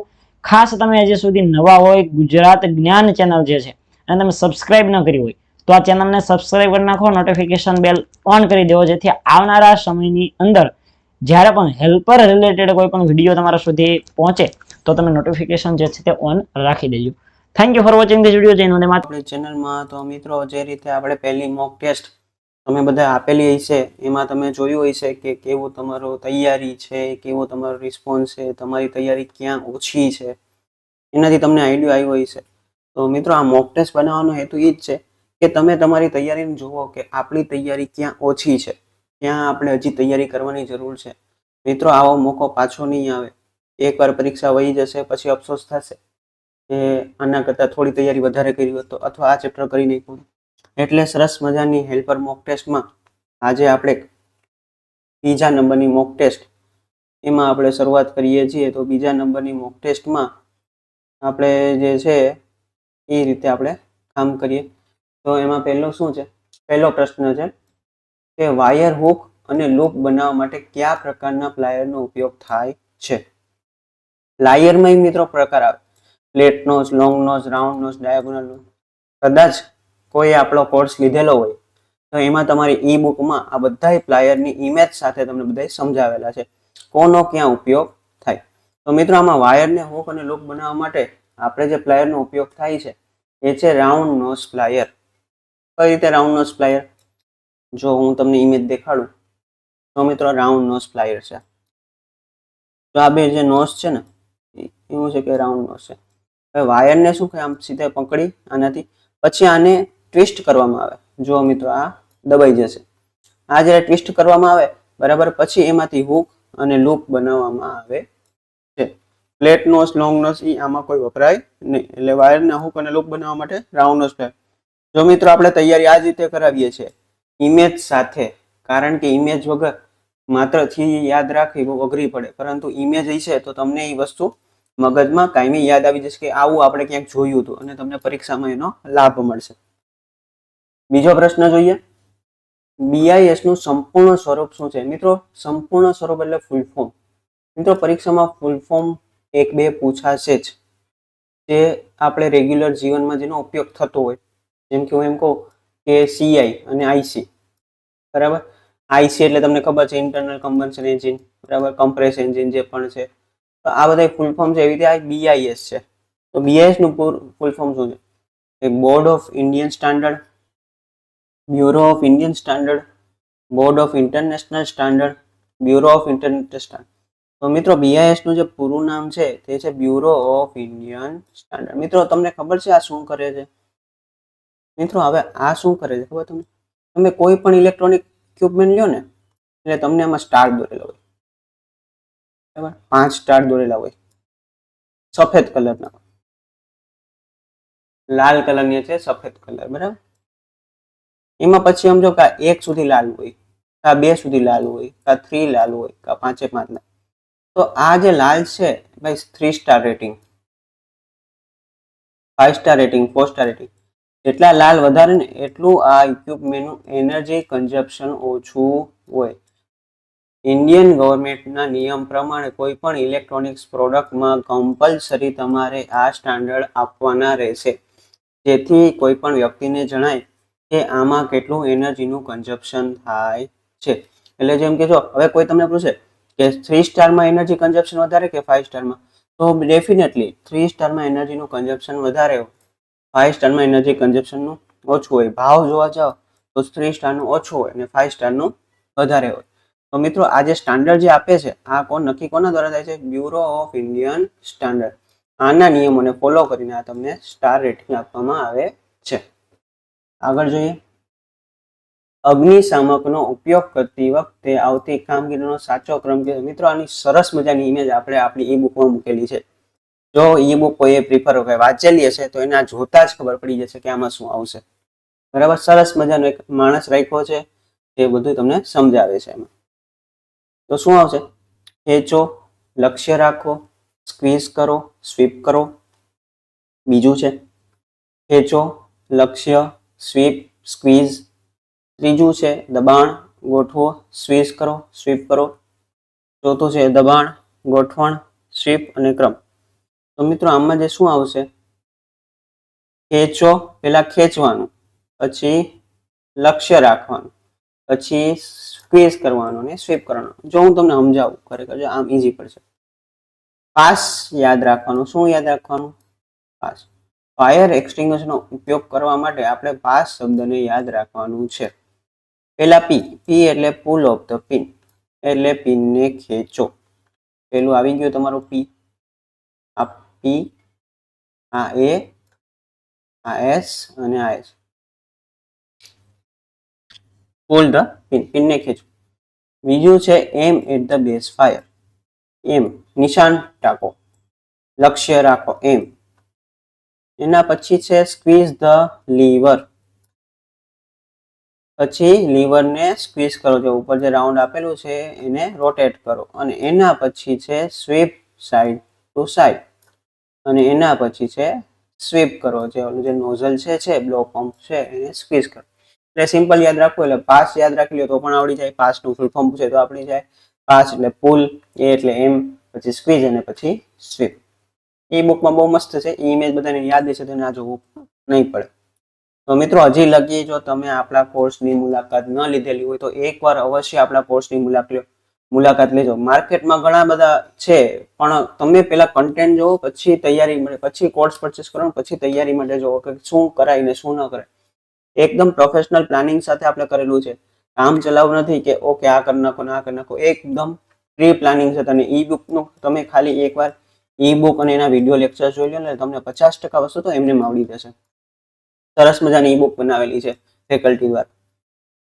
ઓકે મિત્રો, આગળ જોઈએ નેક્સ્ટ ક્વેશ્ચન. પિન્સરનો ઉપયોગ શું છે?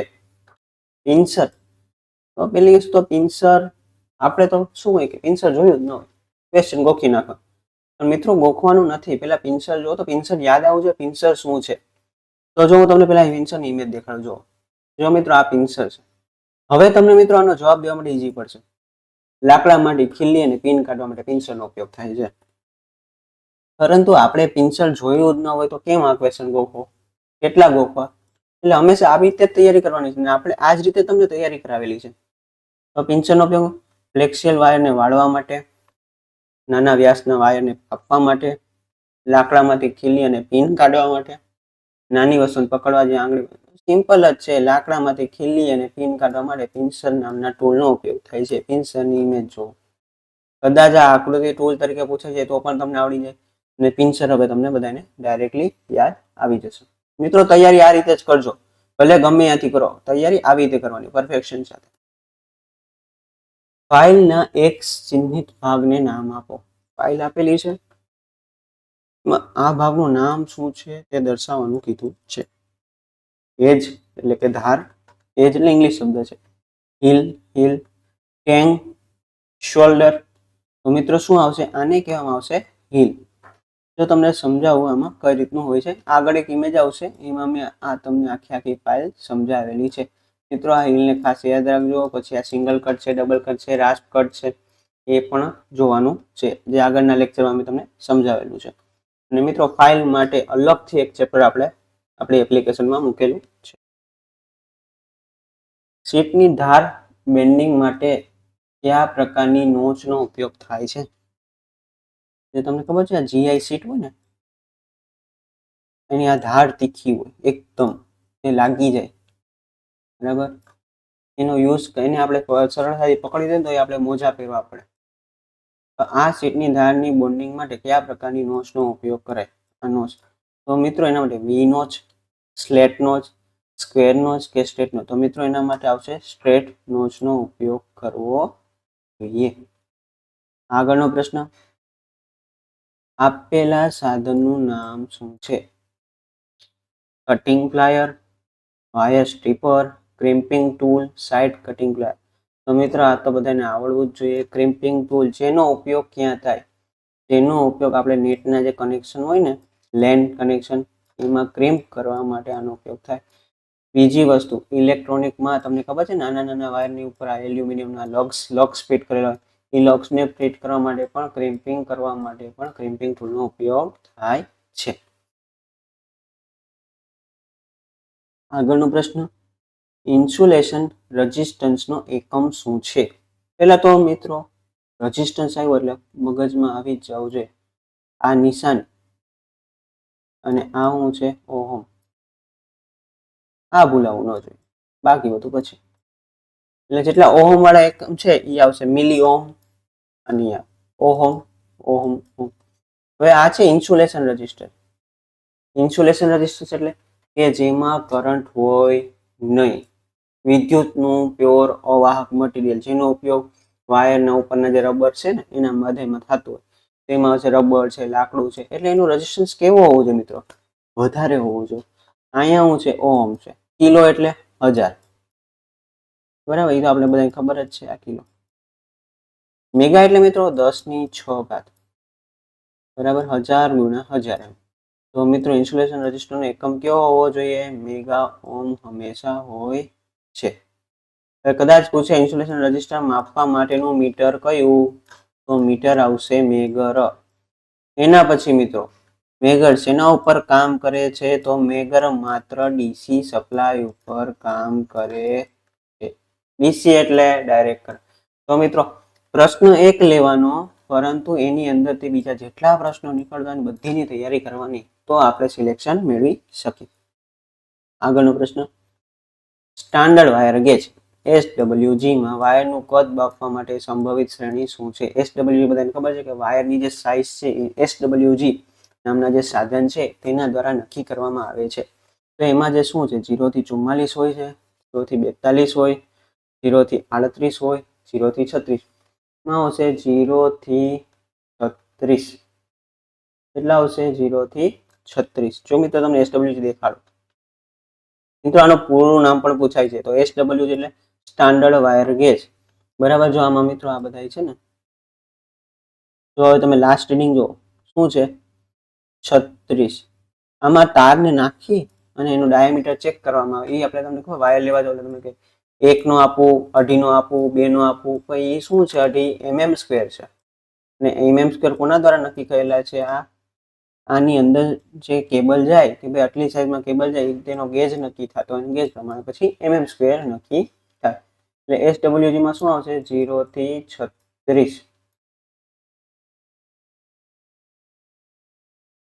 આનો ઉપયોગ કઈ રીતે થાય? જેમ કે બેટરીમાં તમે જોતા છો ઘણા વાયર મેન પોઝિટિવ નેગેટિવ જાડા હોય, પછીના વાયર પાતળા હોય. તો એ પ્રમાણે જેમ કે મોટરનો વાયર આમાં ન ચાલે, બરાબર?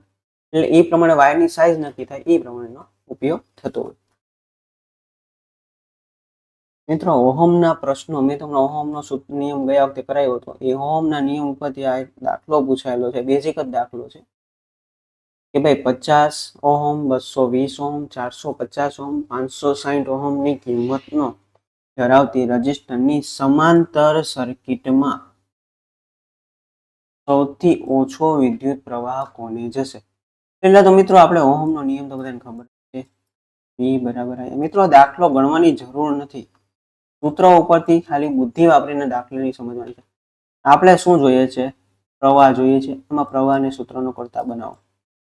મેં તમને ગયા વખતે લેક્ચરમાં શીખવાડ્યું હતું આના ઉપરથી બીજા 3 સૂત્ર. હવે મને કયો મિત્રો, આ સૂત્ર ઉપરથી I ની કિંમત ક્યારે મને ઓછી મળશે? સાહેબ I ની કિંમત, V તો ફિક્સ છે, V માં તો ચેન્જીસ થતો નથી, એટલે વસ્તુ રહ્યો. સાહેબ R ની કિંમત વધે ને તો I ની કિંમત ઘટશે. તો R ની કિંમત આ બધામાં કેમાં વધારે છે? એમાં. દાખલો પૂરો. હવે ગણવાનું નથી કેટલી કિંમત આવે છે. સમજાણું મિત્રો? જો તમને સમજાવું પાછું, જો આ સૂત્ર છે, આપણે ટ્રાયેંગલ યાદ રાખેલું હતું. હવે I બરાબર V ના છેદમાં R. હવે V ને ભૂલી જાઓ, V તો ફિક્સ છે, ઘરમાં વોલ્ટેજ ફિક્સ આવે છે. વધ્યું હું I ઇન્વર્સલી પ્રોપોર્શનલ ટુ R. એટલે જો R ની કિંમત વધશે તો I ની કિંમતમાં ઘટાડો આવશે. એટલે R ની કિંમત જેટલી મોટી એટલો I ની કિંમત ઓછી જો છે. આમાં આઈ ની કિંમત ઓછી થશે કારણ કે આર ની કિંમત ખૂબ વધારે છે. ઓકે, એના પછીનો પ્રશ્ન મિત્રો મજા આવે છે ને? આવી રીતે આપણે તૈયારી કરવાની છે. આવી રીતે આપણે આપણી એપ્લિકેશનમાં 10 મોક ટેસ્ટ બધાને ફ્રીમાં આપવાની છે. ટૂંકમાં આપણા કોર્સમાં જેટલા જોડાયેલા છે તેને આપણે અલગથી ટૂંકમાં એમને માટે ફ્રી ઓફ કોસ્ટ એમને મોક ટેસ્ટ આપીએ છીએ. બરાબર, પહેલા કોર્સમાં એની કોઈ માહિતી નથી, પણ હવે તમને એક્સ્ટ્રા અલગથી mock test with solutions. Colour coding પદ્ધતિ દ્વારા રજિસ્ટરના અવરોધની મૂલ્યોની ગણતરી કરો. મિત્રો આ છે ને પૂછાઈ જશે કદાચ, કારણ કે એમડી ટ્રેડમાં, મિકેનિક ડીઝલમાં, ઇલેક્ટ્રિકમાં પણ આ બધું આવે છે બહુ સિમ્પલ જ. બરાબર, હવે આપણે યાદ રાખીએ આ કઈ રીતે ગણવું છે. તમને મેં શીખવાડ્યું હતું, આ પહેલો લેટર છે આપણે આપણી એપ્લિકેશનમાં થિયરીમાં આખું શીખવાડેલું છે. પહેલો અક્ષર એટલે પહેલો અંક દશકનો, પછી એકમનો, પછી 10 ની ઘાત અને પછી ટોલરન્સ. હવે આપણે યાદ રાખી લઈએ, પછી હું તમને દેખાડું. રેડ, ગ્રીન, ઓરેન્જ ને ગોલ્ડ. રેડ, પછી શું છે આપણે ગ્રીન, પછી શું છે ઓરેન્જ અને ગોલ્ડ.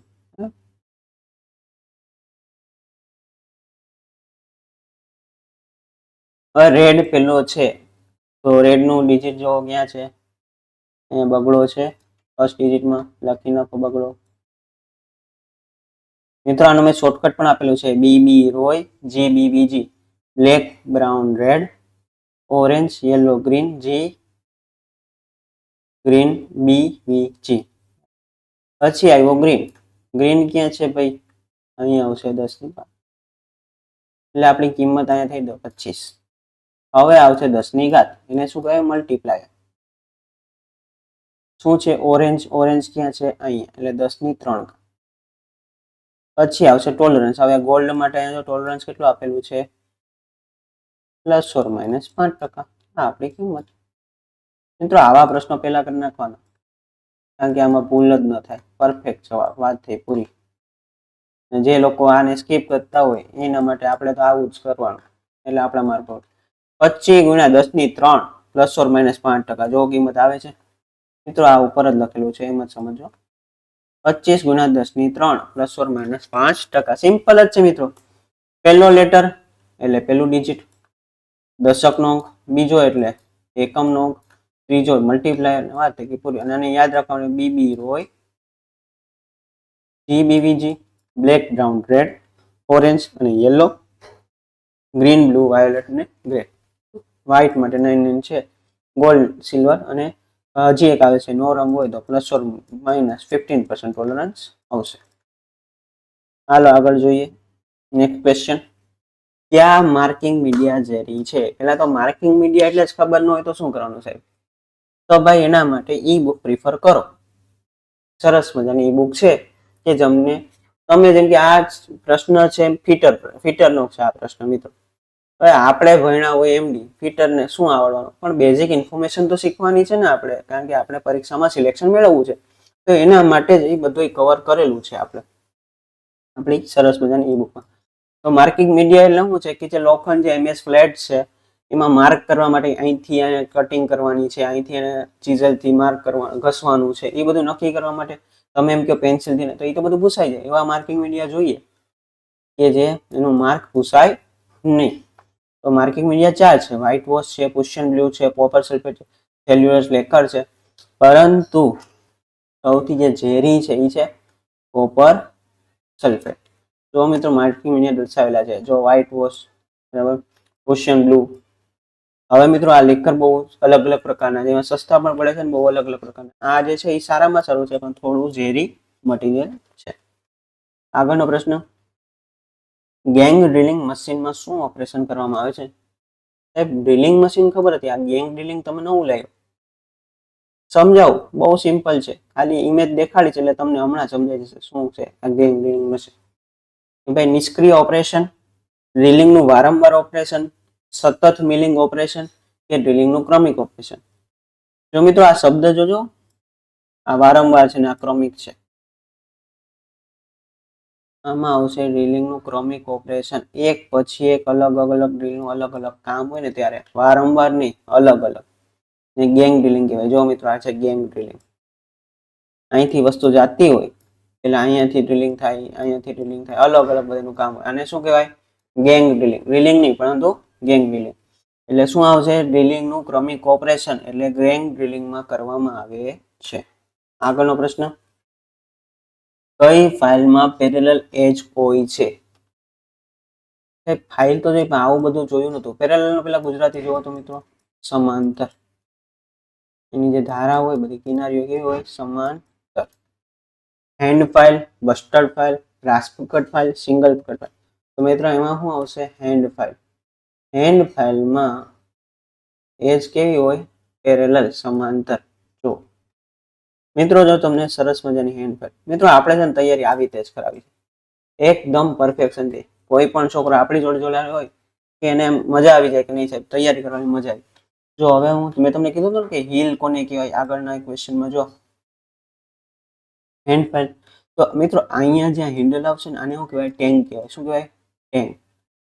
પછી આગળનો જે ભાગ છે એને અહીંયા ત્યાં કાંઈ નથી, બરાબર, એકદમ લીસું હોય, આને કહેવાય હીલ. પછી આ છે આપણી કટિંગ એજ, કિનારી. પછી આને જે છે ને એને શું કહેવાય? બેલિંગ. અને આ છે ફાઇનલ પોઈન્ટ. અને મિત્રો ફાઇલની લેન્થ ક્યાંથી ગણવામાં આવે? 250 mm ને 200 mm ની ફાઇલ હોય ને તો હેન્ડલથી ન હોય, હંમેશા અહીંથી હોય, હીલથી લઈને પોઈન્ટ સુધીનું અંતર. મિત્રો પૂછાય તો કદાચ ઉતાવળે આપણે એમ લખી નાખીએ કે બેલી અંતર, એમ નહીં કે ટેંગથી અંતર નહીં. ફાઇલનું ડિસ્ટન્સ, ફાઇલની સાઇઝ એટલે હીલથી લઈને પોઈન્ટ સુધીનું અંતર એટલે ફાઇલની સાઇઝ, હેન્ડ ફાઇલ. તો સમાંતર કિનારી કોની હોય? Hand file. વાહનના વ્હીલ બેઝ તરીકે કયું અંતર ઓળખાય છે? વાહનના વ્હીલ બેઝ તરીકે, આ વાહનનો વ્હીલ બેઝ છે મિત્રો. આ તમને જોયું હોય છે કદાચ, વાહનને ઉચકતા હોય ત્યારે આ નીચે રોકવામાં આવે. આનું બેઝ તરીકે બેઝ અંતર કયું છે? આગળના વ્હીલ્સ વચ્ચે કેન્દ્રથી મધ્ય અંતર, પાછળના વ્હીલ્સ વચ્ચે કેન્દ્રથી મધ્ય અંતર, આગળ અને પાછળના વ્હીલ્સ વચ્ચે કેન્દ્રથી મધ્ય અંતર, આગળ અને પાછળના વ્હીલ્સ વચ્ચે અંતરથી અંત સુધી અંતર. તો મિત્રો આમાં શું આવશે? Centre point. અહીંથી અહીંયા લગીનું જે છે એમાં જે મધ્ય પોઈન્ટ છે તે અંતર. આગળ અને પાછળના વ્હીલ્સ વચ્ચે કેન્દ્રથી મધ્ય અંતર એટલે વ્હીલનો બેઝ. આટલું જે છે અંતર, આને શું કહેવાય? Wheel base. હવે આ બે ડિસ્ટન્સ તો સરખું જોવાનું છે કારણ કે એ મધ્ય બિંદુ છે. આને શું કહેવામાં આવશે? વ્હીલનું બેઝ. નેક્સ્ટ ક્વેશ્ચન, માઇક્રોમીટરનો ફિક્સ મેજરિંગ ફેઝ કયો છે? માઇક્રોમીટર જોયું નથી એટલે માઇક્રોમીટરને જોવો પછી નક્કી કરો. શું છે? બેરલ છે, એનવીલ છે, સ્પિન્ડલ છે કે થિમ્બલ છે? માઇક્રોમીટર જોઈએ એટલે ખબર પડી જાય. જો આ માઇક્રોમીટર, આ શું છે? એનવીલ, ફિક્સ લાઇટ. હવે આની જગ્યાએ મૂવેબલ કીધું હોત તો સ્પિન્ડલ. પછી આ જે રીડિંગ છે એને શું કહેવાય? સ્લીવ. પછી જે ફરે છે એને શું કહેવામાં આવશે? થિમ્બલ. આને રેચે સ્ટોપર, લાસ્ટ પોઈન્ટ. આ ક્લેમ્પ, આનું કી સ્પેનર જે આને આપણે ફેરવવું હોય ને. પછી આની ફ્રેમ, થર્મલ પ્રોટેક્શન કવર અને મેજરિંગ સરફેસ, કાર્બાઇડ ટેપ નીચે જે હોય છે મેજરિંગ સરફેસ. તો મિત્રો જે ફિક્સ છે એ કોણ છે? એનવીલ છે. અને જો કોઈ મૂવેબલ પૂછે તો સ્પિન્ડલ. આગળનો પ્રશ્ન, મિત્રો તૈયારી કરો ને તો આવી રીતે કરો. વસ્તુ જોવો, એ વસ્તુ શું છે ગોખવાનું નથી, એટલે તમને એ વસ્તુ ક્યારેય ભૂલાય નહીં. ક્રેન્ક શાફ્ટના એન્ડ પ્લે ચેક કરવા માટે કયા સાધનનો ઉપયોગ કરવામાં આવે છે? ક્રેન્ક શાફ્ટના એન્ડ પ્લે, જે શાફ્ટ છે એમાં આપણે કેમ શાફ્ટ આવે ને બીજું આવશે crank shaft. Slip gauge, bore dial gauge, dial test gauge કે ટેલિસ્કોપિક ગેજ? તો શું આવશે મિત્રો? Dial test gauge. End play check કરવા માટે ડાયલ ટેસ્ટ ગેજ ઉપયોગ થાય છે. ડાયલ ટેસ્ટ ગેજ કોને કહેવાય? જો મિત્રો આ છે ડાયલ ટેસ્ટ ગેજ. મીટર છે, અહીંથી આપણે ઓન ઓફ કરી શકીએ અને પછી આને આપણે વર્ટિકલ મુવમેન્ટ આપી અને સેટ કરી દેવાનું અને પછી આપણે રીડિંગ જોઈ લેવાનું. આગળનો પ્રશ્ન, સ્ટાર્ટિંગ સિસ્ટમમાં એન્જિન ફ્લાયવ્હીલને શરૂ કરવા માટે, મિત્રો આ સ્ટાર્ટિંગ છે, સ્ટાર્ટિંગ સિસ્ટમમાં એન્જિન ફ્લાયવ્હીલને શરૂ કરવા માટે શું વપરાય છે? Drive, pulley, drive pinion, drive coupling કે ડ્રાઈવ શાફ્ટ? તો મિત્રો ફ્લાયવ્હીલને ચાલુ કરવા માટે હંમેશા ડ્રાઈવ પિનિયન વપરાય છે. ઇમેજ જોઈએ એટલે આઈડિયા આવી જાય ને આપણે. જો પાવર સ્ટીરિંગ આવ્યું, પંપ આવ્યું, પ્રેશર ટ્યુબ આવી, બધું રોટરી વાલ્વ, ફ્લુઇડ લાઇન્સ બધું આવી ગયું. તો જો પિનિયન ગિયર જાય, જો આ ક્યાં જાય છે? આ છે પિનિયન ગિયર, જે વ્હીલને જો એન્જિન ફ્લાયવ્હીલને શરૂ કરવા માટે વપરાય છે. અહીંયાથી હાઇડ્રોલિક પિસ્ટન આવશે એટલે અહીંયા શું આવશે? પિનિયન ગિયર એટલે ડ્રાઈવ પિનિયન. જો આ છે ને rack and pinion steering diagram. આગળ પ્રશ્ન, પ્રી હીટર પ્લગનું કાર્ય શું છે? પ્રી હીટર, પેલા તો શબ્દ વાંચો એટલે ખબર પડી જાય. હીટર ગરમી તો આપવાની છે. પ્રી એટલે પહેલા, પોસ્ટ એટલે પછી. ફ્યુઅલ પંપને ગરમ કરે, કમ્બન્શન ચેમ્બરને ગરમી આપવી, ઇન્જેક્ટરને ગરમી આપવી, વાયુને ગરમી આપવી.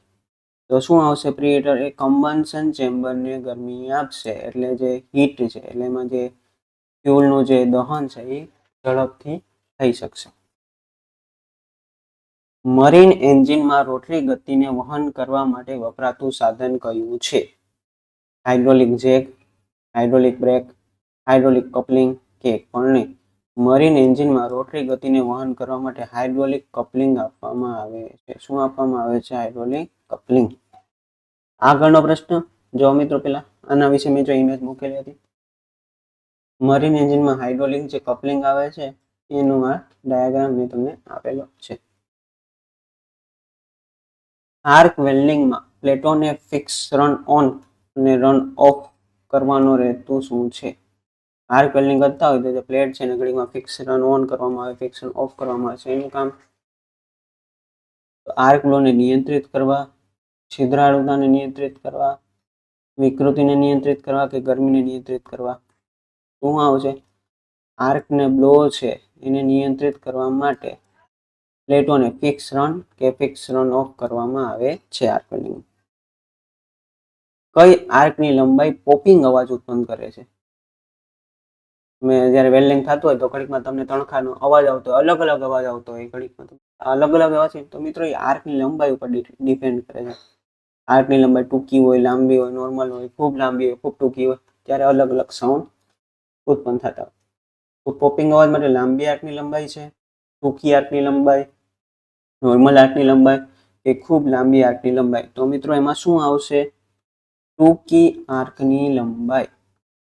ત્યારે ટૂંકી આર્કની લંબાઈ હોય, આર્ક વેલ્ડિંગ કરતા હોય ત્યારે એમાં પોપિંગ અવાજ ઉત્પન્ન થાય છે. પછીનો પ્રશ્ન, ગેસ વેલ્ડિંગમાં વપરાતા માઇલ્ડ સ્ટીલ ફિલર રોડ પર કોપર કોટિંગનો કોપર કોટિંગ જે ફિલર રોડ છે એમાં કોપર કોટિંગ શું કામ કરવામાં આવે છે? રસ્ટ પ્રૂફ કરવા, વોટર પ્રૂફ કરવા, ભેજ પ્રૂફ કરવા કે ફિલર વ્યાસમાં વધારો કરવા? સિમ્પલ જ છે મિત્રો. રસ્ટ પ્રૂફ એટલે એના પર ધૂળ ચોટે નહીં. ધૂળ થાય તો શું થાય? કે જે વેલ્ડિંગ થાય, વેલ્ડિંગ ઉપર ધૂળ મટીરિયલ હોય તો એ વેલ્ડિંગ આપણું પ્રોપર ન થાય. તમને ખબર છે આપણે જે સોલ્ડરિંગ કરતા હોય ત્યારે ફ્લક્સનો ઉપયોગ કરતા હોય એટલે શું થાય? વસ્તુ ક્લીન થાય તો કામ પરફેક્ટ થાય, બાકી ઉખડી જાય. વેલ્ડિંગ પણ રસ્ટ પ્રૂફ થવું જોઈએ. તો જે ફિલર રોડ છે એના પર કોપર કોટિંગ કરવામાં આવે છે. આપેલા સ્ક્રૂનું નામ જણાવો. અલગ અલગ ડિફરન્ટ સ્ક્રૂ છે, સ્ક્રૂના નામ જણાવવાના છે મિત્રો. આ જે સ્ક્રૂ છે કઈ ટાઈપનું છે? લેગ સ્ક્રૂ છે, સેલ્ફ ટેપિંગ સ્ક્રૂ છે, હોલ ડ્રિલિંગ સીટ કે સીટ મેટલ સ્ક્રૂ? મિત્રો આ જે છે ને એ જો લેગ ટાઈપ છે. લેગ એટલે પગ, એટલે આનું નામ છે લેગ સ્ક્રૂ. શું છે? Leg screw. નેક્સ્ટ ક્વેશ્ચન જોઈએ. કઈ પ્રક્રિયા છે જેમાં સીટ મેટલને મજબૂત અને રિજિડ બનાવે છે? સ્કીમિંગ, હેમિંગ, રિવેટિંગ કે એજ સ્ટીફનિંગ? તો મિત્રો સીટ મેટલને મજબૂત બનાવવા માટે એજ સ્ટીફનિંગ હોવું જોઈએ. કારણ કે મિત્રો જો આ સીટ હોય ને, સીટ એ તૂટે ક્યાંથી? જો આ બધું તો મજબૂત હોય અથવા કોઈ પણ વસ્તુ થાય મજબૂત, તો એની જે ધાર હોય ને અહીંયાથી જ એનું બધું થાય. તો આની એજને સ્ટીફનિંગ કરવામાં આવે ને, વ્યવસ્થિત મજબૂતાઈ આપવામાં આવે ને, તો આખી સીટ મેટલ મજબૂત અને રિજિડ થઈ જાય. ટ્યુબને સ્પેસિફાઈડ કઈ રીતે કરવામાં આવે છે? ગાડીમાં જે ટ્યુબ્સ છે ને સ્પેસિફાઈ, એને કઈ રીતે સ્પેસિફાઈ એટલે આપણે કહીએ કે કઈ રીતે એને લેવામાં આવે છે, નક્કી થાય. આઉટસાઇડ ડાયામીટર, લેન્થ, ડાયા એટલે મિત્રો ડાયામીટર, ડાયામીટર અને એને ગુજરાતીમાં કહીએ તો વ્યાસ, સર્કલનો વ્યાસ, અને કહીએ સર્કલનો વ્યાસ. ઇનસાઇડ ડાયામીટર અથવા લેન્થ, આઉટસાઇડ ડાયામીટર માત્ર કે જાડાઈ, તો હંમેશા આઉટસાઇડ ડાયામીટર, ટ્યુબને હંમેશા આઉટસાઇડનો ડાયામીટર જોવામાં આવે અને એની લેન્થ જોવામાં આવે છે. કયો ભાગ એક્સ તરીકે નોડેડ શું છે? વ્હીલ છે, ફ્લાય વ્હીલ છે, એમાં એક્સ તરીકે શું છે? ફેસ છે, વાસળી છે, હીલ છે કે નીચલા પાર્ટ છે? તો શું છે? હીલ છે. શું છે? હીલ. કયા પ્રકારના ચક્ર સીએનસી કાસ્ટ ઉપયોગમાં લેવાય છે? સીએનસી મશીન છે, એમાં કયા ચક્ર ઉપયોગમાં લેવાય છે? 2 જડબાના ચક્ર, 3 જડબાના ચક્ર, હાઇડ્રોલિક ચક્ર કે 4 જડબાના ચક્ર? તો આમાં સીએનસી માં ક્યાં હોય? હાઇડ્રોલિક ચક્ર હંમેશા હોય છે, બીજા કોઈ ચક્ર હોતા નથી. નેક્સ્ટ પ્રશ્ન, ધાતુમાંથી વાયર બનાવવા માટે ધાતુની કઈ પ્રોપર્ટી ઉપયોગી છે? મસ્ત પ્રશ્ન છે મિત્રો. જેમ કે તમે એમ કહો, તમે એલ્યુમિનિયમના કોપરના વાયર જોવો છો, એમાં કઈ મટીરિયલ, કઈ એમાં કળા હોય તો એ વાયર પછી વળી શકે ને, બાકી મટીરિયલ તો લોખંડના વળી શકે? એલ્યુમિનિયમ આવું હોય સખત તો વળી શકે? એનામાં શું હોવું જોઈએ? કઠિનતા હોય, સ્થિતિસ્થાપકતા, નરમાઈ હોય? તો મિત્રો શું હોય? નરમાઈ હોય ને તો થાય. તમારો આ વસ્તુ આપણા રોજિંદા જીવનમાં પણ લાગે મિત્રો. આપણો સ્વભાવ નરમ હોય ને તો બધા આપણી જોડે સામેથી વાત પણ કરે. સખત હોય ને, બરાબર, તો કોઈને આપણી જોડે વાત કરવામાં પણ રસ નહીં. એટલે નરમાઈ હોવી જોઈએ. જેમ વાળો ને એમ વળે, જેમ ગાડા વાળે ને વળી જાય, એના જેવું. તો ધાતુમાંથી વાયર બનાવવું હોય ને, ધાતુની પ્રોપર્ટીમાં નરમાઈ હોવી જોઈએ, તો એમાંથી વાયર બની શકે. લોખંડમાંથી વાયર ન બને. આગળનો પ્રશ્ન, આપેલા જીગનો પ્રકાર જણાવો. મિત્રો આવા ઇમેજના પ્રશ્નો આપણી એપ્લિકેશનમાં બધા તમને મૂકેલા છે, કોર્સમાં બધી વસ્તુ મૂકેલી છે, તમે જોજો. આ પ્રશ્ન પૂછાય તો આપણો માર્ક જાવો જોઈએ નહીં. Channel jig, post jig, plate jig કે એક પણ નહીં. તો આને શું કહેવામાં આવશે મિત્રો? Plate jig. પ્લેટ જેવું દેખાય છે ને, જીગ છે, પ્લેટ જીગ. ઇન્ડસ્ટ્રીયલ ઓક્સિજન સિલિન્ડરનો કલર કેવો હોય છે? મિત્રો ગયા વખતે આપણે એસિટિલિન ગેસનો પૂછ્યો તો એસિટિલિન ગેસ સિલિન્ડરનો કલર મરૂન હોય છે. ઇન્ડસ્ટ્રીયલ લાલ, વાદળી, કાળો કે મરૂન? તો મિત્રો ઇન્ડસ્ટ્રીયલ ગેસનો કલર કાળો હોય અથવા તો લીલો હોય, યાદ રાખશું. વેલ્ડિંગ કરવા ટાણે એસિટિલિન ગેસ અને ઓક્સિજન ગેસનો ઉપયોગ થતો હોય ત્યારે આપણે આ સિલિન્ડરની જરૂર પડતી હોય છે. આગળનો પ્રશ્ન, જો અરે મેં આપણે ઇમેજ મૂકેલી જ છે. ઓક્સિજન ગેસના જે સિલિન્ડર છે જે ઇન્ડસ્ટ્રીયલમાં વપરાય છે, બ્લેક કલરના હોય અથવા ગ્રીન કલર, મોસ્ટલી બ્લેક કલરના વધારે હોય છે. આગળનો પ્રશ્ન, વેલ્ડિંગમાં કઈ આંતરિક ખામી નરી આંખ માટે અદ્રશ્ય છે? વેલ્ડિંગ કરતા હોય ને, વેલ્ડિંગ થઈ ગયા પછી કોઈ ખામી હોય જે આપણે નરી આંખ ન જોઈ શકતા, અદ્રશ્ય હોય, લાંબા ગાળે આપણને દેખાય, એનો અથવા એનો અનુભવ થાય. સ્પેટર, પોરોસિટી, અંડરકટ કે સ્ટ્રેક? તો શું છે? પોરોસિટી. તો પોરોસિટી છે તમને મિત્રો સમજાવ્યું છે કે પોરોસિટી શું છે. પોરોસિટી એટલે શું? જો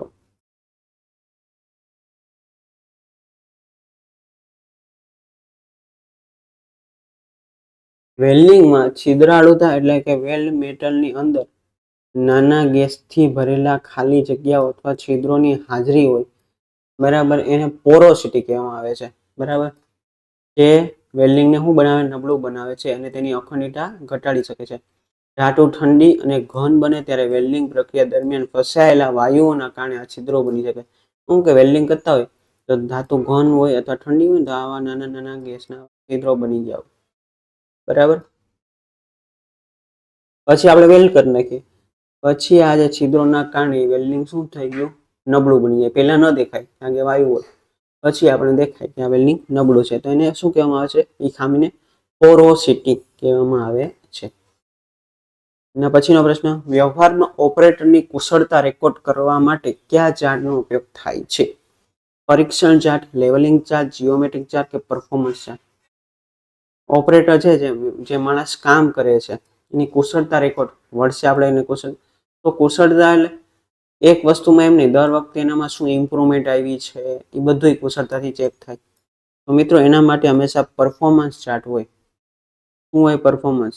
જે ડેલી એનું કામ થતું હોય એના ઉપરથી એને પરફોર્મન્સ માર્કિંગ આપવામાં આવે, વર્ષે એનો ચાર્ટ બની જાય. એ ચાર્ટ ઉપરથી આપણે એની કુશળતા રેકોર્ડ બની જતો હોય, બરાબર, એને આપણે નક્કી કરી શકીએ. આગળનો પ્રશ્ન, ફિલર ગેજનો હેતુ શું છે?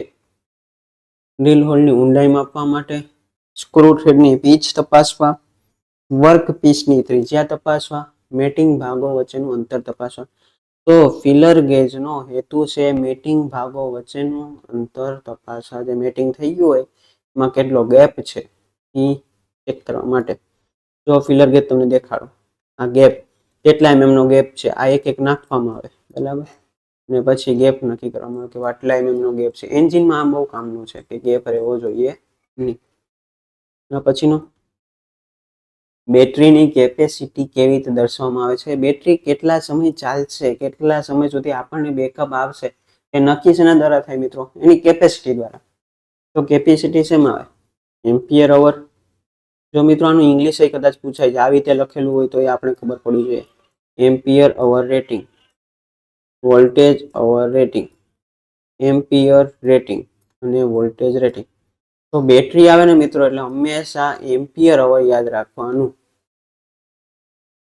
એમ્પિયર અવર, AH રેટિંગ. શું કહેવાય? AH rating. એના પછી, કઈ ગેસ જ્યોતના સંયોજનથી ફેરસ અને નોન ફેરસ એલોયનું વેલ્ડિંગ કરવા માટે વપરાય છે? ફેરસ એટલે લોખંડ, નોન ફેરસ એટલે નોન લોખંડ જે મટીરિયલ છે એ. એસિટિલિન પ્લસ હવા, એલપીજી પ્લસ હવા, એસિટિલિન પ્લસ ઓક્સિજન અને હાઇડ્રોજન પ્લસ ઓક્સિજન. તો શું આવશે મિત્રો? મેં પહેલા જ કીધું હતું, વેલ્ડિંગ કરવા માટે બે ગેસ બહુ ઇમ્પોર્ટન્ટ છે, એક એસિટિલિન અને એક ઓક્સિજન. આનો સિલિન્ડરનો કલર મરૂન હોય, આનો બ્લેક હોય. કયા ગેસનો ઉપયોગ સિલિન્ડર બોરનો ઘસારો માપવા માટે થાય છે? બોર હોય એ ઘસાઈ ગયો હોય, બરાબર, સિલિન્ડર છે બોર ઘસાઈ ગયો, એમાં કેટલો ઘસારો થયો એ કઈ રીતે માપવો? એના માટે compression gauge, vacuum gauge, dial gauge કે ડેપ્થ ગેજ. તો શું આવશે મિત્રો? Dial gauge. ડાયલ ગેજ જોઈએ એટલે આપણે આઈડિયા આવી જાય કે ડાયલ ગેજ શું છે. જો મિત્રો આ ડાયલ ગેજ છે, મેન એનું સ્ટેન્ડ, બરાબર. પછી આ જે છે એ મૂવેબલ છે. અહીં આપણે આપણી જે વસ્તુ છે જે મૂકી દેવાનું, પછી એને આપણે અહીંથી મૂવ કરવાનું સ્પિન્ડલથી સ્ટેન્ડ ઉપરથી, અને અહીંયા જે ગેજમાં રીડિંગ આવે આપણે આપણા રીડિંગ જોઈ શકીએ. એટલે સિલિન્ડર બોર કહેવા માટે ડાયલ ગેજ. ટ્રાન્સફોર્મર કયા પ્રકારનો કરંટ આપે છે? ટ્રાન્સફોર્મર હંમેશા એસી કરંટ આપશે. એસી, ડીસી, બીસી કે જેપી. ટ્રાન્સફોર્મર ડીસી ઉપર કાર્ય કરી શકશે નહીં. કદાચ મિત્રો પૂછે કે જો ટ્રાન્સફોર્મરને ડીસી સપ્લાય આપવામાં આવે તો શું? જો ટ્રાન્સફોર્મરને ભૂલથી પણ ડીસી સપ્લાય આપવામાં આવે તો ટ્રાન્સફોર્મર બળી જશે. એસી નું પૂરું નામ મિત્રો અલ્ટરનેટિંગ કરંટ. જે ઘરે આપણે સપ્લાય આવે છે અલ્ટરનેટિંગ કરંટ યાદ છે. ડીસી નું પૂરું નામ છે ડાયરેક્ટ કરંટ. એના પછીનો પ્રશ્ન, સંપૂર્ણ ચાર્જ બેટરીની વિશિષ્ટ ઘનતા કેટલી હોય છે? સ્પેસિફિક ગ્રેવિટી, બરાબર, જે લિક્વિડની આપણે માપીએ છીએ એના ઉપરથી આપણે નક્કી થાય કે બેટરી ચાર્જ છે કે ડિસ્ચાર્જ છે. 1.170 થી 1.200, બરાબર, 1.210 થી 1.33. તો મિત્રો સંપૂર્ણ ચાર્જ બેટરી માટે હંમેશા યાદ રાખશું આટલી ગ્રેવિટી હોવી જોઈએ, 1.260 થી 1.280.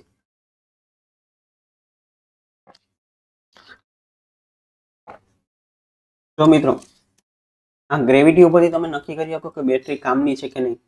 જો સ્ટેટ ઓફ ચાર્જ લખેલું છે, હવે આપણે શું કીધું, ફૂલી ચાર્જ હોય ને 1.260 થી 1.280 આ ફૂલી ચાર્જ માટે છે.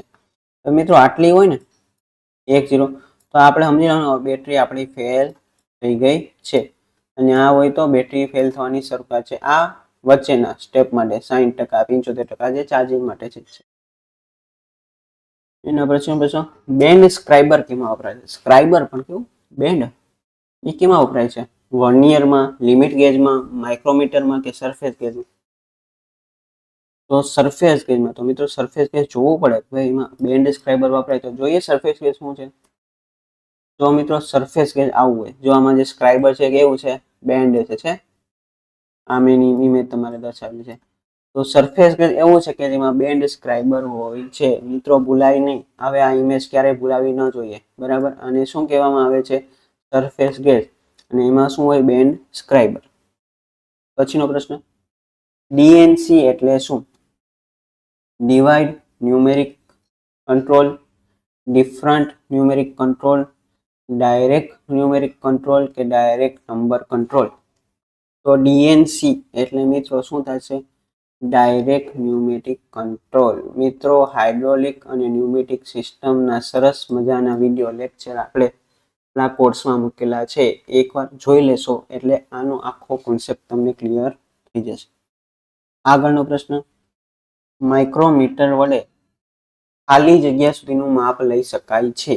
અહીં મિત્રો ઇંચમાં આપેલું છે 0.01 ઇંચ, 0.02 ઇંચ, 0.0001 ઇંચ કે 0.00.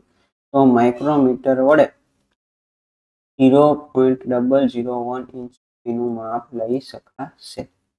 આગળનો પ્રશ્ન મિત્રો, ડાયલની મૂવમેન્ટ માટે ડાયલ બોર ગેજના રીડિંગ માપનો એક્ચ્યુઅલ ભાગ કેવું છે? એક્ચ્યુઅલ કે જે મૂવમેન્ટ કરે છે, એક્ચ્યુએટ કરે. એક્ચ્યુએટ મિત્રો ઇંગ્લિશ શબ્દ છે, એક્ચ્યુએટ એનો ગુજરાતીમાં થાય છે ફરતું હોય, બરાબર, જે મૂવમેન્ટ થતું હોય. તો આમાં તમને જો આના ઉપરથી ખબર પડી કે પ્લન્જર એવી વસ્તુ છે મૂવમેન્ટ થતી હોય, બરાબર. સ્ટેમ, પ્લન્જર, ડિસ્કેન્ડલ શું છે? તો મિત્રો ડાયરેક્ટ ખબર પડી જાવ મિત્રો. એટલે આવી રીતે જો તમે તૈયારી કરશો ને, તો અમુક વાર એવું બનશે કે તમને પ્રશ્ન નહીં આવડતો હોય, પરંતુ તમે એલિમિનેટ કરતા શીખી જશો ને તમે એના ઉપરથી ફાઇનલ જવાબ લાવી શકશો. કારણ કે આપણે જોબ ટ્રેડની તૈયારી કરવાની છે મિત્રો. તો અમુક વસ્તુ એવી છે કે જેને આપણે ડાયરેક્ટ ઓપ્શનથી એને રિમૂવ કરવાના, એલિમિનેટ કરવાના અને ફાઇનલ જવાબ ઉપર પહોંચવાનું છે. લર્નર અથવા શીખાઉ ડ્રાઇવિંગ લાયસન્સની મર્યાદા કેટલી હોય છે? મિત્રો આપણે લર્નિંગ લાયસન્સ કઢાવીએ તો આપણને શું કહે કે લર્નિંગ લાયસન્સ કઢાવી દીધું છે, હવે તમે ગાડી ચલાવી શકો છો. આ લર્નિંગ લાયસન્સ કેટલા મહિના સુધી વેલિડ હોવું જોઈએ? અને પાછળ ગાડી ચલાવો તો હંમેશા જેની પાસે લાયસન્સ હોય તે માણસ પાછળ હોવો જોઈએ, તો જ તમે લર્નર લાયસન્સનો ઉપયોગ કરી શકો. તો એની 1 વર્ષ એટલે કે 12 મહિના, 10 મહિના, 8 મહિના કે 6 મહિના? તો મિત્રો શું છે, તો એ લર્નિંગ લાયસન્સની મર્યાદા 6 મહિના છે. એના પછીનો પ્રશ્ન, કયા પ્રકારનું ECU એન્જિનના એક્ચ્યુએટરને નિયંત્રિત કરે છે? તો ECU એટલે જ ખબર ન હોય તો મિત્રો ECU એટલે યાદ રાખશું, ઇલેક્ટ્રોનિક કંટ્રોલ યુનિટ. એન્જિનમાં બધું ઇલેક્ટ્રિકલી બધું થાય છે, ECU electronic control unit. VCM, ECM, TCM કે EBCM? તો શું આવશે મિત્રો? ECM. સાહેબ ECM નું પૂરું નામ જોવો આપણે, ECU ઇલેક્ટ્રોનિક કંટ્રોલ યુનિટ. હવે આપણે શું આવ્યું, આને કંટ્રોલિંગ બધું કોણ કરે? તો ECM એન્જિન કંટ્રોલ મોડ્યુલ. હવે આની જો એન્જિન કંટ્રોલ મોડ્યુલ શું કરે છે? તે એક એવું કમ્પ્યુટર છે જે વિવિધ સેન્સરનું નિરીક્ષણ કરીને અને ફ્યુલ ઇન્જેક્ટર, ઇગ્નિશન કોઇલ, અન્ય ઘટકો જેવા એક્ચ્યુએટર્સને નિયંત્રિત કરીને એન્જિનના પ્રદર્શનને નિયંત્રિત અને સંચાલિત કરે છે. કયા પ્રકારના ECU, બરાબર, ઇલેક્ટ્રોનિક કંટ્રોલ યુનિટ એન્જિનના એક્ચ્યુએટરને નિયંત્રિત કરે છે? તો કે ECM એન્જિન કંટ્રોલ મોડ્યુલ. આગળનો પ્રશ્ન, પ્રાથમિક સારવાર પૂરી થયા બાદ તમારી તાત્કાલિક કાર્યવાહી કઈ કરવાની રહેશે? પ્રાથમિક સારવાર આપી દીધી, બરાબર, કોઈને કંઈ થયું એટલે ઇમરજન્સી તમે બધી નાની મોટી વસ્તુ તરત પૂરી કરી. હવે બીજું શું કરવાનું? એના પછીનું સ્ટેપ, નેક્સ્ટ સ્ટેપ, ટેક્સી બોલાવી, તમારા મિત્રને બોલાવવા, ફાયર સર્વિસને બોલાવી કે આપાતકાલીન સેવાને બોલાવવા. એના પછી મિત્રો ફટાફટ પ્રાથમિક સારવાર આપી લીધી એટલે આપાતકાલીન સેવા જે આપ પ્રોવાઈડ કરતી હોય એમ્બ્યુલન્સ છે કે જે પણ છે, 108 છે અથવા નજીકની કોઈ હોસ્પિટલ છે, ત્યાં ફટાફટ 24/7 ઇમરજન્સી સેવામાં આપણે એને પહોંચી જવું, એને બોલાવવાનું. ના પછીનો પ્રશ્ન, કાસ્ટ આયર્ન બનાવવા માટે પિગ આયર્નના શુદ્ધિકરણ માટે ઉપયોગી ફર્નેસના નામને ઓળખો. જે ફર્નેસ છે જે કાસ્ટ આયર્ન માટે જે વપરાય છે એ ફર્નેસનું મિત્રો આપણે એમાં નામ જાણવાનું છે કે બ્લાસ્ટ ફર્નેસ, પુડલિંગ ફર્નેસ, ક્યુપોલા ફર્નેસ કે ઇલેક્ટ્રિક આર્ક ફર્નેસ? તો મિત્રો એનું જે નામ છે થોડું અલગ ટાઈપ છે, ક્યુપોલા ફર્નેસ. શું છે? ક્યુપોલા ફર્નેસ. કાસ્ટ આયર્નને શુદ્ધિકરણ માટેની જે ફર્નેસ એનું નામ છે ક્યુપોલા ફર્નેસ. જોઈએ ક્યુપોલા અથવા કપોલા ભઠ્ઠી. ભઠ્ઠી એટલે ફર્નેસ. એ ફાઉન્ડ્રીમાં વપરાતું ગલન ઉપકરણ છે જેનો ઉપયોગ કાસ્ટ આયર્ન, ની રેઝિસ્ટન્ટ આયર્ન અને કેટલાક કાંસાને ઓગળવા માટે થઈ શકે છે. કપોલા લગભગ કોઈ પણ વ્યવહારુ કદમાં બનાવી શકાય છે. બધા કદ વ્યાસમાં આવે છે 1.5 ફૂટથી 13 ફૂટ સુધી અથવા 0.5 મીટરથી 4 મીટર સુધી હોઈ શકે. એટલે આપણે તો એટલું જ યાદ રાખવાનું છે કે કાસ્ટ આયર્ન બનાવવા માટેની આયર્નના શુદ્ધિકરણ માટેની જે ફર્નેસ છે એને શું કહેવામાં આવે છે? ક્યુપોલા ફર્નેસ. પછીનો પ્રશ્ન, ક્યુ કાસ્ટ આયર્ન મશીન ભાગો બનાવવા ઉપયોગી છે ત્યાં ઉચ્ચ ટેન્સાઇલ સ્ટ્રેસ અને ઇમ્પેક્ટ લોડિંગ પેદા થતું હોય છે? Malleable cast iron, modular cast iron, white cast iron કે ગ્રે કાસ્ટ આયર્ન? એમાં આવશે મિત્રો મોડ્યુલર કાસ્ટ આયર્ન. મિત્રો હમણાં તમને આ વસ્તુ તો તમે આ રીતે પણ વિચારી શકો, હમણાં મોડ્યુલર ફર્નિચર થાય છે ને, મોડ્યુલર કાસ્ટ આયર્ન એટલે એમાં શું છે? ટેન્સાઇલ સ્ટ્રેસ સારો છે અને લોડિંગ પણ સારું હોય છે. એ કેવું કાસ્ટ આયર્ન છે? Modular cast iron. આ પછીનો પ્રશ્ન, વાલ્વને દૂર કરવા માટે કયા સાધનનો ઉપયોગ થાય છે? Piston ring compressor, valve spring compressor, piston ring expander કે પિસ્ટન રિંગ ગ્રુવર? વાલ્વને દૂર કરવા માટે મિત્રો હંમેશા પિસ્ટન રિંગ કોમ્પ્રેસર નહીં કરતું વાલ્વ છે એટલે અહીંયા ડાયરેક્ટ વાલ્વ આવશે. વાલ્વ સ્પ્રિંગ કોમ્પ્રેસરનો ઉપયોગ થાય છે. તો આપણે જોયું જ ન હોય તો વાલ્વ સ્પ્રિંગ કોમ્પ્રેસર જો ઇમેજ મિત્રો આ છે વાલ્વ સ્પ્રિંગ કોમ્પ્રેસર જે વાલ્વને દૂર કરવા માટે થાય છે. એના પછીનો ઉપયોગ પ્રશ્ન, કયા એન્જિનને અલગથી કુલિંગ સિસ્ટમની જરૂર નથી હોતી? એટલે જે શરૂઆતમાં જે કુલિંગ સિસ્ટમ હોય એને સ્પેસિફિક જરૂર નથી હોતી. Diesel engine, petrol engine, marine engine કે ટર્બાઇન એન્જિન? તો મિત્રો આમાં જવાબ આપણો શું આવશે કે ટર્બાઇન એન્જિન એવું એન્જિન છે કે જેને અલગથી કુલિંગ સિસ્ટમની જરૂર હોતી નથી. લ્યો મિત્રો આપણે આપણી મોક ટેસ્ટ 2 ના જે 50 ટેકનિકલના પ્રશ્નો આવે એનું સરસ મજાનું સોલ્યુશન જોયું. સોલ્યુશન પણ કેવું? ઇમેજ સાથે. આપણે મિત્રો હું તમને એમ કહું છું કે તમે તૈયારી કરો તો આ રીતે તૈયારી કરજો, ઇમેજનો ઉપયોગ કરો. ઘણા લોકો હા ભાઈ રાજકોટ ફાઇલ આવી, રાજકોટ ફાઇલ યાદ રાખી લે, પણ કેટલું યાદ રાખશો? તમે ફાઇલને જુઓ, રાજકોટ એટલે શું છે એટલે તમને તરત પછી યાદ રહી જાય. તો આપણે તૈયારી કરવા માટે આપણે આપણા કોર્સમાં તમને આ રીતે સરસ મજાની ઈ બુક બનાવી છે. માર્કેટ જેવું નહીં કે તરત ને તરત. આના માટે પ્રિપેર કેટલા ફેકલ્ટી એના ઉપર કામ કરેલું છે જે આમાં જ જોડાયેલા છે, આઈટીઆઈમાં જ જોડાયેલા છે. ઈ બુક બનાવેલી છે, એના પરથી વિડીયો લેક્ચર્સ છે, એના સરસ બધા સમજાવેલા છે. અને પછી તમને ટેસ્ટ, એમસીક્યુ ટેસ્ટ ને મોક ટેસ્ટ ને બધું પ્રોવાઈડ કરેલું છે. તો મિત્રો હજી લગી જો એકવાર કોર્સ જોયો ન હોય તો એકવાર અવશ્ય કોર્સ જોજો. જો તમારે હેલ્પરમાં સિલેક્શન મેળવવું પછી તમે નક્કી કરજો કોર્સ લેવો કે ન લેવો, એ તમારી છે. પણ તૈયારી કરી મિત્રો 40% માર્ક્સ એમ આવશે નહીં, એટલું યાદ રાખજો. 40% કમ્પલસરી લાવવાના છે, ભલે તમારું ગમે એવું મેરિટ બનતું હોય. તો મિત્રો એકવાર કોર્સની મુલાકાત લેજો. કાંઈ પણ પ્રશ્ન હોય તો ગમે ત્યારે આપણા મોબાઈલ નંબર પર ફોન પણ તમે કરી શકો છો. મિત્રો હવે આજે એટલું રાખીએ, હવે મળશું નવા લેક્ચરમાં એક નવા વિડીયો સાથે. ઓકે.